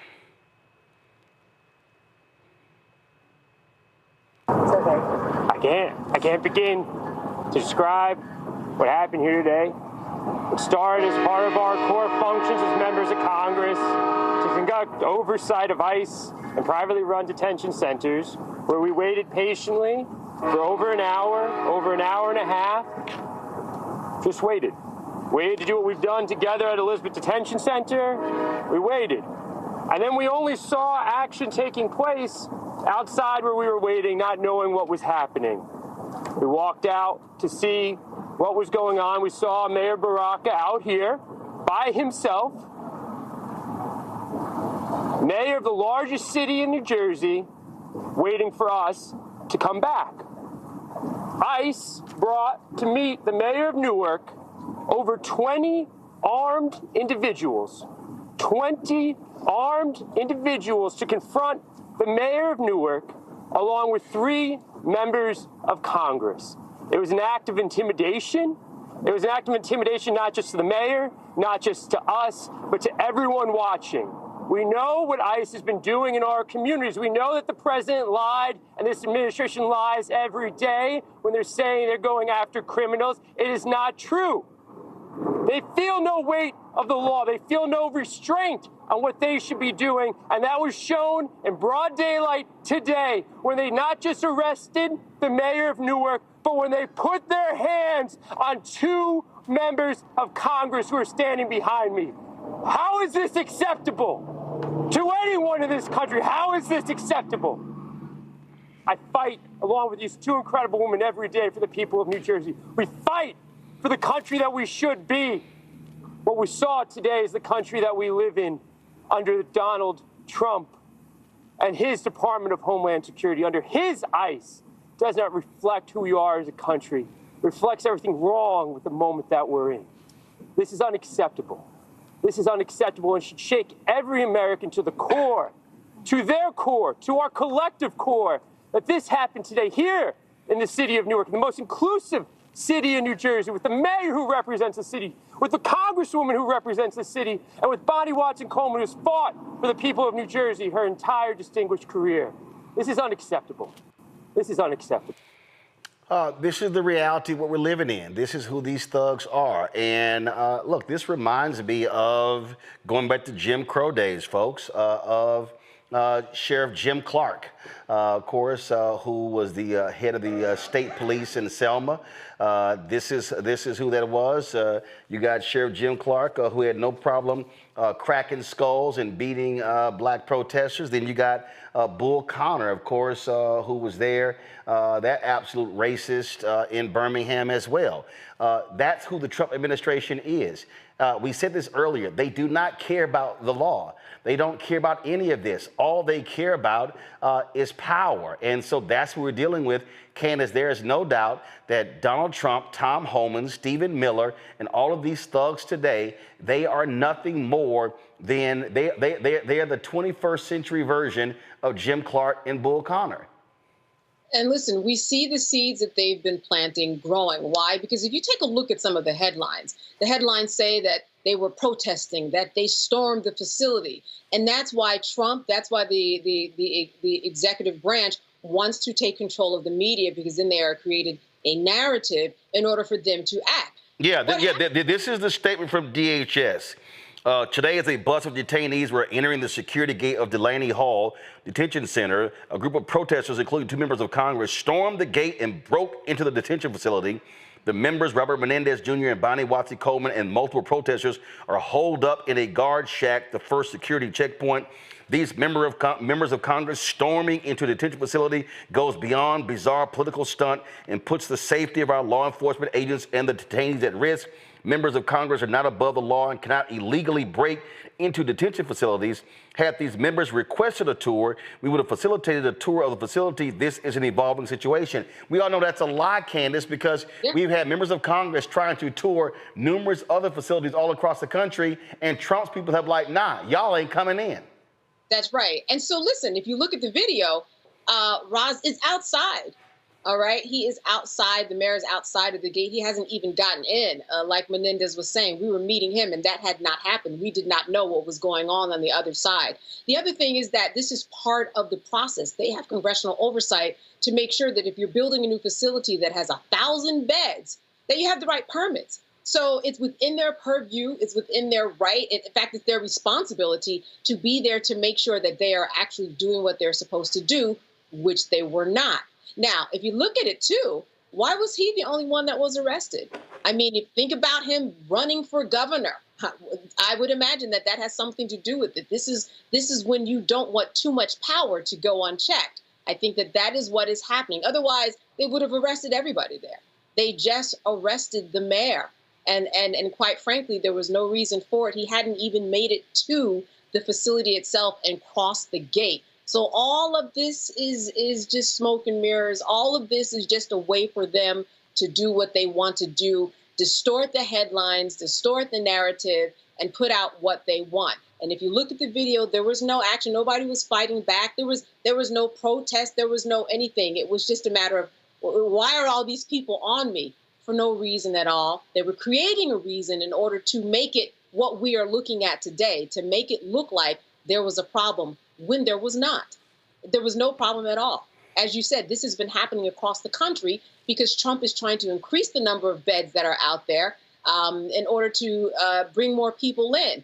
This specific facility is very important because it's right near the Newark airport. So you have a direct line for people to come and go, all right, when they come in to send them out. So it's just a very important location. It's a big city, and it's Ras Baraka, and he is running for governor. They don't like that. Michael?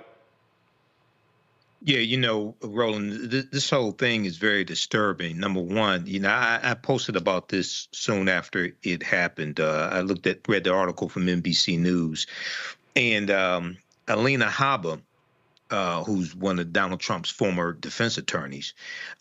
She's the interim U.S. attorney for the District of New Jersey. And she said that Ras Baraka has chosen to disregard the law, and they say that nobody's above the law, things like that, as we heard in the clip. But isn't Donald Trump in violation, and the Trump administration and Homeland Security, aren't they in violation of U.S. Supreme Court decision 9-0? Yep. With Kilmar Braco Garcia. Okay, it's supposed to be returned. They're in constant violation of the law, but then they want to say that no one is above the law, and they want to use the power of government to attack and intimidate. And when we look at this Delaney Hall, when we look at this detention center, according to Representative Bonnie Watson Coleman, she said that this detention center was open without permission from the city of Newark, New Jersey, and is in violation of local ordinances. Now, this is a for-profit prison. It's important for people to understand that Donald Trump in his first administration and in the second administration fully supports for-profit prisons, and the stock prices of the for-profit prisons have increased since he's been back in office. Of course, they decreased under the Biden administration, which is why the for-profit prisons donated to Trump's campaign and the transition. It's the first term as well as the second term. Yep. Well, that's how they're gonna roll. So again, folks, nonviolent resistance is critically important. Hey, update: Black veteran Marlon Paris faced a judge today in his deportation case. The judge ruled that removal proceedings will move forward for the Iraq veteran who has been in custody since January. Paris, the son of a naturalized citizen, came to the U.S. in 1997 from Trinidad and Tobago. He joined the Army in 2001, served for 6 years, and deployed 3 times to Iraq. In 2007, Paris was discharged from the Army, according to his wife, Tanisha, who we had on the show yesterday, he was diagnosed with PTSD and brain trauma. And again, this is what I did last night after they told me that Illinois Senator Tammy Duckworth was helping them more than her Arizona delegation. I sent a tweet out to Senator Mark Kelly and Senator Ruben Gallego. Well, last night, Gallego's office reached out to my producer. They say that Duckworth's office specializes in cases like this and sent the statement. Our office has been in contact with Mr. Paris's attorney, family, state agencies, and other congressional offices regarding his case. Additionally, our office has reached out to Immigration and Customs Enforcement regarding Mr. Paris's case. Now, my producer, Carol, invited Gallego to come on the show. They told her that, quote, they do not get into the habit of doing interviews about such cases. Okay, don't let me see you show up on somebody else's network talking about this stuff. Last night, the Paris GoFundMe was just over $1,600. Tonight, this is what the update is right here. If y'all can pull it up of the GoFundMe so we can actually see what the amount is. I think they were trying to raise like $15,000, if I believe. And so there's a GoFundMe again for the Paris family. And so please go check that out. And we would love for y'all to be able to do that. Now, while the U.S. is trying to deport veterans, Donald Trump is importing white folks. That's right. A group of 54 white South Afrikaners who are descendants of Dutch colonists, the people who led apartheid in South Africa. Donald Trump wants to bring them into the United States. They are expected to land in the U.S. on Monday, and reports say that they are all set up with housing, groceries, phones, clothes, and all the essential items when they will need in the first 90 days in this country. Here's a look at the protests where several hundred white South Africans protested outside the U.S. Embassy in South Africa in March, claiming they were victims of racism by their government. Donald Trump issued an executive order in February directing officials to prioritize the, quote, resettlement for Afrikaners, citing what he called government-sponsored race-based discrimination in post-apartheid South Africa, which is bullshit. Thousands of refugees from conflict zone and humanitarian crisis remain in limbo in the United States, yet, he's quickly processing these white Afrikaners, and they have moved at an unusually rapid pace, 3 months compared to the typical 18 to 24-month wait. Boy, must be something to be white and an Afrikaner. And Donald Trump says, yeah, bring them in. We made it clear, Michael, he doesn't want black people. He doesn't want black immigrants. He wants white immigrants in America. Absolutely. This goes back to his first administration when he called people from Haiti, S-hole country. He said, why can't we bring in more immigrants from places like Norway? And we all, at the very same time that he's welcoming these white Afrikaners, these South Afrikaners, you have the Trump administration trying to take away the temporary protective status from more than 500,000 immigrants coming from Cuba, Haiti, Nicaragua, and Venezuela. Okay, at the very same time. So this all plays into white grievance, and this was something that was key in Donald Trump's the first term, as well as the second term, white grievance, and also saying that white people are the real victims of racism. We see that his civil rights division has changed their purpose, okay, and really changed what they're going after. And we see hundreds of attorneys in the civil rights division are leaving, over 100. And this all deals with 2043 and the fear, the browning of America. Yeah, that's why. I mean, Candace, that's why they want. It's why they want to give birth inducements. They want more white people. This is about white people. They didn't want the Haitian immigrants in Springfield. They want white people. Right. And when you look at this, it's very clear that that is what they want, or else it would be happening, as you said, with other people who are black and brown. The other thing to remember about this is that this particular law that they are running from, that is giving back land to people who it was taken away from, they've been working on it for a long time, and it has just been formally put into place. So this is what they feel threatened by. But when you look at this and we think about what a refugee actually is, someone who generally, the way we have received them, leaves a war-torn country, trying to escape persecution and war and violence. Yes, many times race plays a part in it, but not this type of race issue that they're talking about. This isn't the type of thing that the United States normally even deals with or tries to shake hands with. And it's an impossible feat to not think about the irony of this, that this is taking place in South Africa when we know the history of apartheid there. So there are a lot of corrective measures that would have had to take place. It's also interesting to know that we are talking about bringing in Afrikaners from South Africa when we haven't even dealt with the land rights of Black farmers, Black peoples in America, whose land was taken away from them. Yep. Yet we're so concerned about what's going on in other countries and giving them, as you said, a place to stay and food and warmth and clothing in order to make their way here to America. It just doesn't make any sense. But Trump is good at that. He's good at having people look at all this nonsensical stuff and getting them caught up in something totally different when he's doing other things that are going on and we don't even know about. Oh, it makes sense because Donald Trump wants to make America white again. He wants to keep it white. That's what this is all about. Folks, let's go to Texas. Imagine sending your child off to college, then you get a phone call from a sheriff's department saying your child is dead. And no one can give you a clear answer on what the hell happened. That's the nightmare of the family of 20-year-old Erskine Charles Jenkins. The psychology major at Texas Tech University was killed on November 23rd by a Lubbock County Sheriff's deputy who, according to reports, was holding a woman hostage. His mother, Sharon Jenkins, does not believe what the authorities say about her son. She joins us now from Shenandoah, Texas. Sharon, first of all, sorry for the loss of your son, and we have to do these stories, but you get a phone call and they said that your son was holding a woman hostage? No, initially, when I got the phone call, the detective said, there's been a horrible accident, and your son was fatally wounded, which I didn't even understand. I was like, okay, I can, get a flight and get there. I'm thinking he's in a car accident or something. And then he said, no, ma'am, he's dead. And, then it was just like I went outside of myself, I think.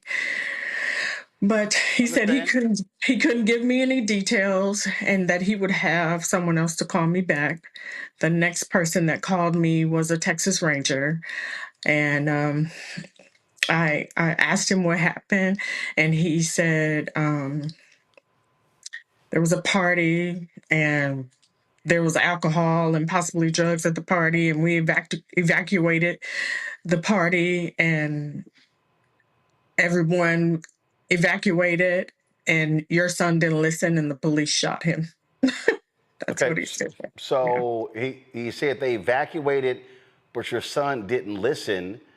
Yeah. Did they say that your son's threatened the cops, tried to lunge at them? I mean, did they give any understanding? Was this cop wearing a body cam? Were there any folks at this so-called party? I mean, listen, young folk today, they videotape everything. So is there footage? I haven't seen any of that. We asked for all of that, but I haven't seen any of it. They video, they post everything, but there's been nothing posted. Everybody's silent.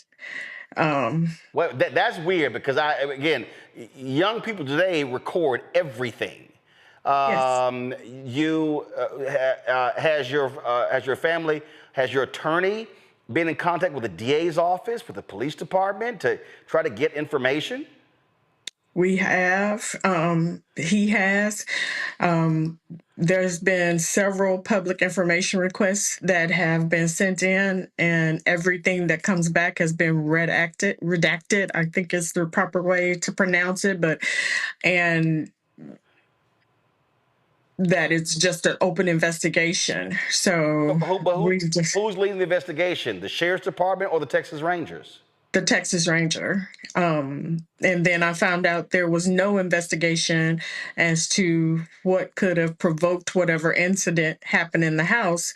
There's no investigation as far as that. So I don't know what happened to my son prior to the police killing him. Have you talked to your state rep, your state senate, to get their involvement?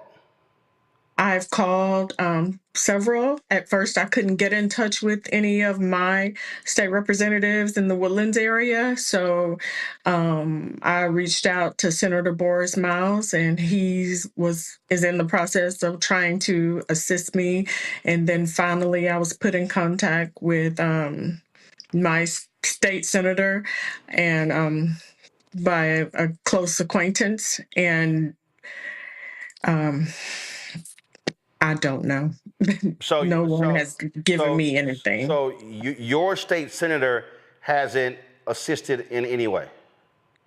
His office did call, and they said that they are working on it. So, but you haven't heard from the state senator? Not as of yet. He did send me a text, but I don't have any information. This is have y'all tried to reach out to any students first of all, okay, was there actually a party, or is this what they're simply telling you? Have you talked to any of your son's friends? Was he in a fraternity? Has any of them communicated to y'all that they were with him that night? Anything? So the people who were actually at the party, they have not communicated with us at all. But some of my son's friends who weren't at the party have said that there was supposed to be a Friendsgiving. So my son was there to apparently attend the Friendsgiving. The only person who was really his friend wasn't even planning to go to the party. And I don't know, once my son got back to the house after trying to go and pick up this particular friend, no one heard from him again. And was this on campus? Was it off campus? It was actually in Woodford, Texas, off campus. Has the university tried to help you? Because I take no, not at all. Was this a party of Texas Tech students, or was it Texas Tech students and the community folk? I understand that there were some people that were there from the community and some Tech students. That's my understanding. But like I said, I don't have anything except for vileness that the Texas Ranger has spurred at us. But other than that. So here we are 6 months later, and you literally don't know what the hell happened that night. literally. Have they said that? Did the officer have a body camera on? They said all of the officers had body cam footage, but they only showed us a summary of events, which, you know, he wants me to believe that that's unedited footage, but anyone with any knowledge knows the summary is that you are trying to make me believe the point that you're trying to make. That's not facts. I want to see unedited body cam footage. Absolutely. That is crazy. Candace? Yeah, well, I was just thinking that all this information is so good for people who are out there, especially attorneys, who I am sure are listening, and someone is going to come to your aid because there's so many unanswered questions and information that you need. I'm so sorry for your loss and hate that you have to be in this position, but the information that you have and that you're sharing is just so important. So I'm glad to hear, because someone is going to take up the cause for you. That's what I predict. And I just hope that for you, that you are able to get the information that you get. And thank you for sharing, because this is really important, so that other people who are in this situation can do the same thing, because we need this information in order to move on and collectively understand what's happening there, especially with our young Black men. Yes, thank you. Michael? First, you know, I want to say I'm very sorry for your loss. And, you know, this sounds senseless. But my question I wanted to pose is, I know at the beginning of this conversation and reading about this, the police tried to make it seem like your son created a hostage situation, but then you found out, okay, that's not true. All right. So how are they saying that things escalated to where he's actually killed? They were told to come out of the party or something like that. How are they saying things escalated?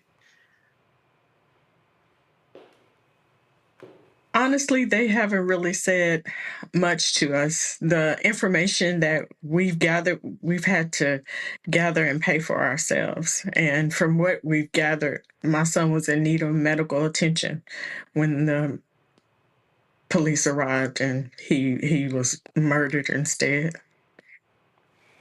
Who is your attorney? His name is Rick Eckerson. Rick Eckerson, and he's out of the Woodlands, Texas. The Woodlands. All right. So I would love for my producer to be able to reach out to him. Again, I know I'm born and raised in Houston. I know State Senator Boris Miles well. He's my fraternity brother. You also have State Senator Royce West, who is in Dallas. Who is your state senator? Is Senator Brendan Creighton. Brendan Creighton. All right. So, you know, I would love to, we're going to reach out to them as well to find out, because again, you know, 6 months is a long time. If they have, I mean, normally we don't even know the officer's name. And normally what happens, and unfortunately, I hate to have to say this, I mean, we've done way too many of these stories. And the reality is this here, based upon our experience, Candace, you know this as well, Michael too, that if there's body cam footage that shows your son charged them, had a weapon, they get that body cam footage out real fast. And when something was, when it's 6 months and you still don't have a lot of answers, that speaks volumes as well. Has your attorney talked to, okay, so the Texas Rangers are investigating. What is the district attorney's office in Lubbock County doing? Nothing. I went there, and they were very offended that I even showed up, it appeared, because they don't have an investigation. They should be investigating what happened to my son prior to the officers arriving. Right. They don't know if he was trying to defend himself. They haven't investigated anything. They just said, oh, he's dead. They had a secret grand jury, no billed the officer, and that's that. And I'm just supposed to accept it. But I'm not going to take that. I'm not taking that. Absolutely. Well, your son, what class, what was his classification? Sophomore, junior? Sophomore. Sophomore, majoring in what?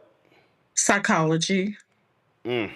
And if they had did any kind of investigation, my son is a beautiful person. He's a beautiful person. They could have went and asked professors, advisors. They didn't even try to find anything out about him. They just wanted to build this narrative like he was some thug, and that's a lie. And tell him like he's from a impoverished home. That's a lie. Just liars. Well, I'm sorry. No, I understand. Trust me, I understand. Well, we definitely going to make those phone calls. I'll actually be in Houston on Monday. I'm presenting 2 of my scholarships, actually 3 scholarships at my high school, Jack Yates High School. So I'll be definitely talking to my frat brother, Senator Boris Miles, to get his thoughts on this. And have you had any conversations with the NAACP in Lubbock or there in the Woodlands, or have you talked to, or even Gary Bledsoe, who's a Texas State chair of the NAACP? I didn't know his name. The Lubbock NAACP has been very helpful. Dr. Melina Abdullah has been very helpful. Yep. With just wrestling. It was Melina who reached out to me. So what I'll do is I'll give Gary a call. I know Gary well as well with the Texas State Conference of the NAACP, and hopefully that they can make a statement and try to get some action and bring more attention to this, so you can get some answers and some clarity as to what happened to your son. I appreciate it. I really do. All right. We hate to have you on the show under these circumstances, but appreciate you coming on to tell your story, and certainly keep us abreast of any future information you get. Thank you. All right, thanks so much. To close this out, Michael, I mean, this is the thing that, again, we've had to do way too many of these damn stories. And there's no doubt in my mind, if that body cam footage showed her son doing something wrong, charging the cops, cussing at them, flashing, brandishing a weapon, that body cam footage would have already been released. Absolutely. And not only that, in reading an article on this, it talked about the fact that she watched some body cam footage that was heavily edited, but that footage that she saw contradicted the initial police statement and news reports that made it appear that her son had created a hostage situation. So another question, this is Texas, so the state's attorney general, I don't think he's going to do anything. Oh, hell no. Ken Paxton is a thug. I mean, again, and that's part of the problem. What you're now seeing, because, Candace, you got this idiot in the Oval Office, the Fed's not going to do anything. They're not going to investigate any cops. So the reality is public pressure is going to have to be applied in this case to get some answers and for them to release the damn body cam footage. That's what's going to happen. Exactly. And they thought after 6 months she was going to go away, which is why Melina had to call you, who, by the way, she's my roommate from Howard University. But that's why she had to call and get some action on this. And what she did tonight was so important because she got out the right information, so someone will either team up with the attorney that she has or make him work harder to do what he needs to do in order to move the needle on this. Yeah, and look, and again, I don't know who her attorney is. I don't know if he's black, if he's white, Latino, Asian, Native American. I don't know. But here's the reality in cases like this here. You got to go public. You got to use the public. You got to use public pressure. You got to work with civil rights organizations and others to get their attention. Otherwise, they're going to remain silent. And so, so that is the case. And so, yeah, we're going to stay on top of this, folks, because again, that is just, look, a 20-year-old black man going to college and has to come home in a body bag, and the mom can't get answers. Just makes no sense to me at all. Folks, we're going to close the show out here. We have another one of our greats who is now an ancestor. I was aware when he passed away, but the family waited about a week to let us know. Dr. Jawanza Kunjufu, who's a leading voice in black education and empowerment, has passed away. For decades, he challenged America to address the systemic barriers facing black students, especially black boys. He authored more than 30 influential books like Countering the Conspiracy to Destroy Black Boys and Restoring the Village, Kunjufu exposed racial inequities in education and offered solutions to close the achievement gap and to uplift Black communities. He often said, our children don't need charity, they need investment, urging educators and policymakers to prioritize Black youth. Through his publishing company, African American Images, he amplified voices too often ignored. I can tell you that a lot of people all across this country, when you talk about educators, when you talk about psychologists, they often talked about the work of Jawanza Kunjufu, and not only that, you know, he appeared on numerous shows. You know, you look at a lot of the national television shows. Sell It Jesse Raphael. You had, of course, you also had Phil, Dr. Phil, all these different shows, and he was talking about you know what was going on, and so again, he was a voice that often spoke on the issues that we often face. Here is one of those interviews. Well, hold on, I like to look another way, and that's that. There were 1 million Black boys last year that wanted to play in the NBA. Of that million, only 400,000 will even make it to play high school ball. Of that 400,000, only 4,000 will be able to make it to play college ball. Of that 4,000, only 35 will make it to the NBA. Of that 35, only 7 start. And the average life in the NBA is 4 years. So the real problem is we have 1 million brothers looking for 7 full-time jobs the last 4 years. And yet last year we had 100,000 jobs available to be a computer programmer, engineer, or doctor, and only 1,000 brothers qualified. So our appeal to Black males is to realize the odds. That you do most will be that you do best. I mean, we were the first doctor, not Hippocrates, Imhotep. So we have the ability either in math or science or music and sports. But that you do most will be that you do best. If you play basketball from 3 o'clock to 9 o'clock, you'll be a very good basketball player. If you went home and went to the library, you'd be a very good scholar. We need more Black male role models that will encourage our youth in math and science. Ishmael, how are you reacting to the... I tell you, Michael, again, he was a huge force in Black education and really emphasizing academic achievement and making it perfectly clear that Black boys were not some strange, dangerous species, that if they were taught properly and communicated to properly, they could excel. Absolutely. I was very familiar with Dr. Jawanza Kunjufu. I posted about his passing on my fan page, the African History Network. It got hundreds of responses. I'm familiar with his works. These are 2 of my favorite books of his, Black Economics and Hip Hop versus Ma'at. I read a number of his books.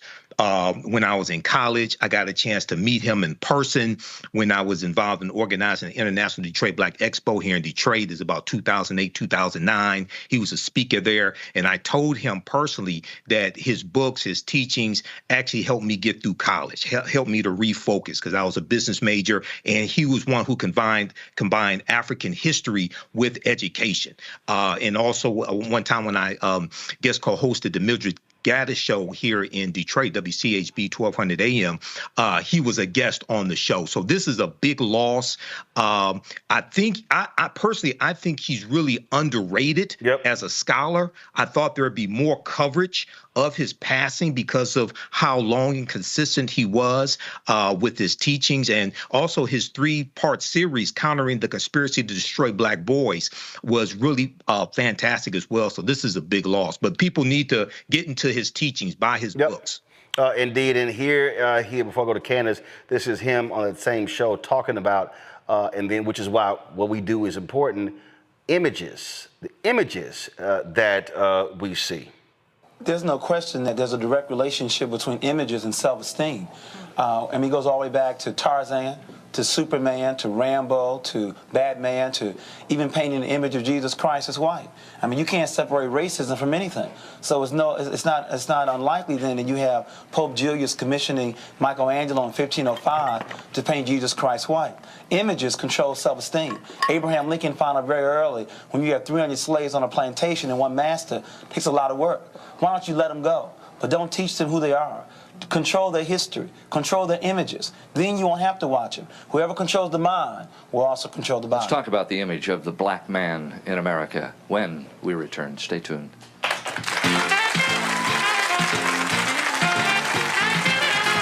That was strong. I mean, Candace, that point there is just on point. We talk about how crucial the images are. Yeah. Listen, in order to be a better self, you have to see yourself out there in the world, thriving, a representation, something to let you know, oh, listen, I can do that. Sometimes it happens in a teacher. Sometimes it happens in an older brother, older sister, or an uncle. But there's normally someone who is out there so that you can see yourself in a different position. I remember when he was on these shows making rounds, these were books and these were conversations that were happening in churches on Sunday mornings. This is what the preacher would be talking about. And then in Sunday school, and then we had different programming in and around his books, because what he did was he took large pieces of information, was able to break it down in a way that connected the dots for everybody to understand. And what's unfortunate is what he has been saying all these decades is still true today in 2025. We are still dealing with the images that are out there, how we're being perceived. We just had, the mother that was on, painting him as a thug. They would have had that body cam out if he did something that was aggressive. It is all about building images, which is why what you are doing is so important, and just sharing this information and making sure that people know that we're out there, we exist, and people like this doctor were important to our history, and let's not forget it. Indeed. I'm going to play one more clip before we go.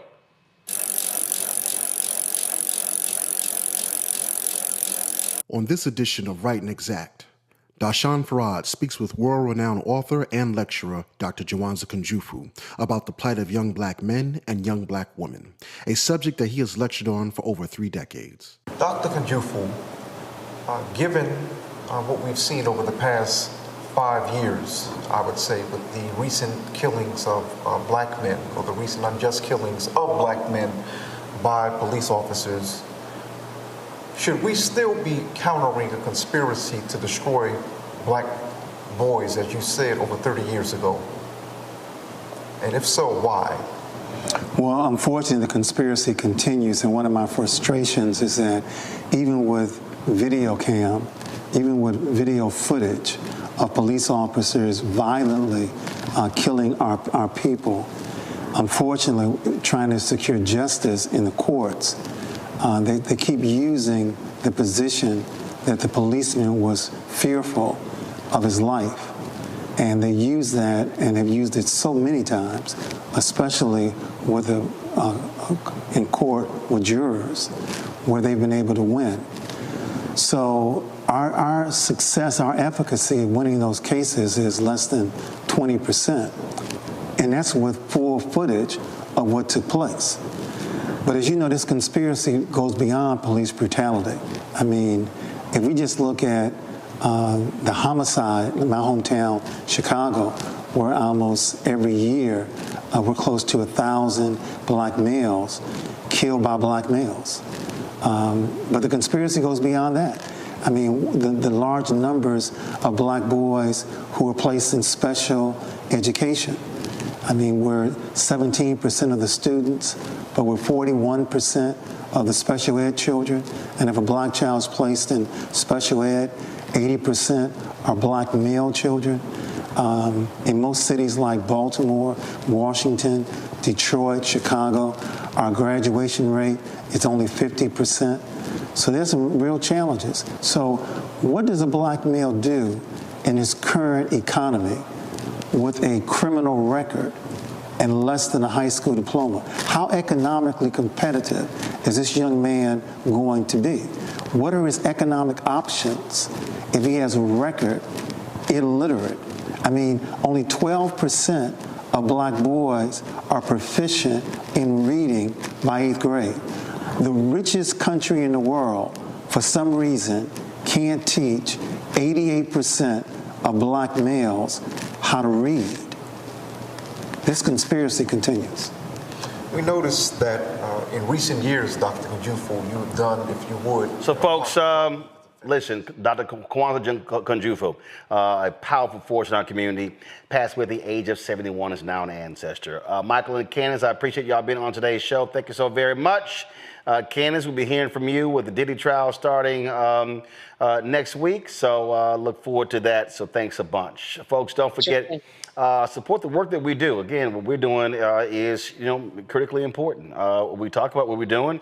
A lot of folk don't want to deal with, but the reality is, you heard Dr. Kunjufu talking about those images and what matters and who controls those images. And that's why Black-owned media is so important. We're not interested in, that phrase on the wall over here from Freedom's Journal. We wish to plead our own cause. Too long have others spoken for us. That's the issue for me, because that's the problem that we have. We're too many other people are speaking for us. They're telling our story.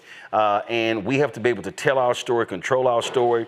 What you heard when we were having Isaac Hayes III on, talking about the crucial information that he laid out. Again, you're not going to get that information on mainstream media. You're not going to hear them talking about it. And so Black-owned media is vital to us being able to tell these stories. And so we certainly want you to keep supporting the work that we do.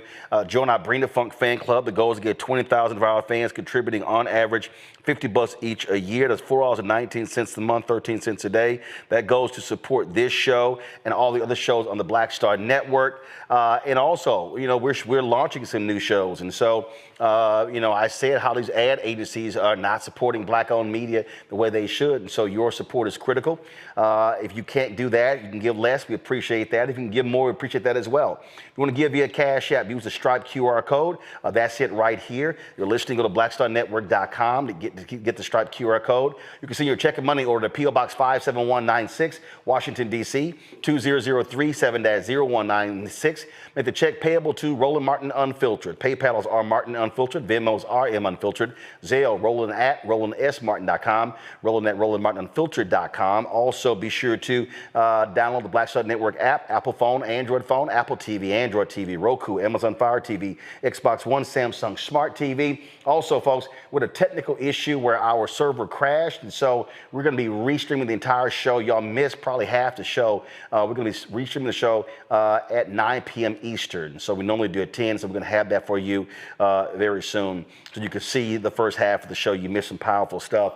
Also, be sure to get my book, White Fear, How the Browning of America is Making White Folks Lose Their Minds, available at bookstores nationwide. If you want to get this shirt as a T-shirt, as a crew neck or a hoodie, of course, don't blame me. I voted for the Black woman. Please do so by going to get our other merchandise as well. RolandMartin.creator-spring.com, RolandMartin.creator-spring.com. The QR code is there as well. Also, don't forget to download the app Fanbase. If you want to invest, go to startengine.com/Fanbase. Sunday is Mother's Day, so shout out to my mom, Imelda Martin. So shout out to her. Come on. Dog, come on. I need you paying attention. Come on. There you go. All right. So shout out to my mom, Mother's Day on this Sunday.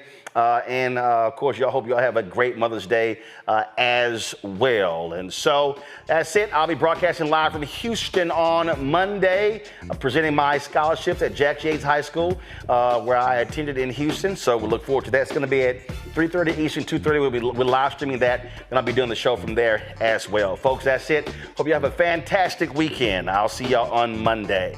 Holla!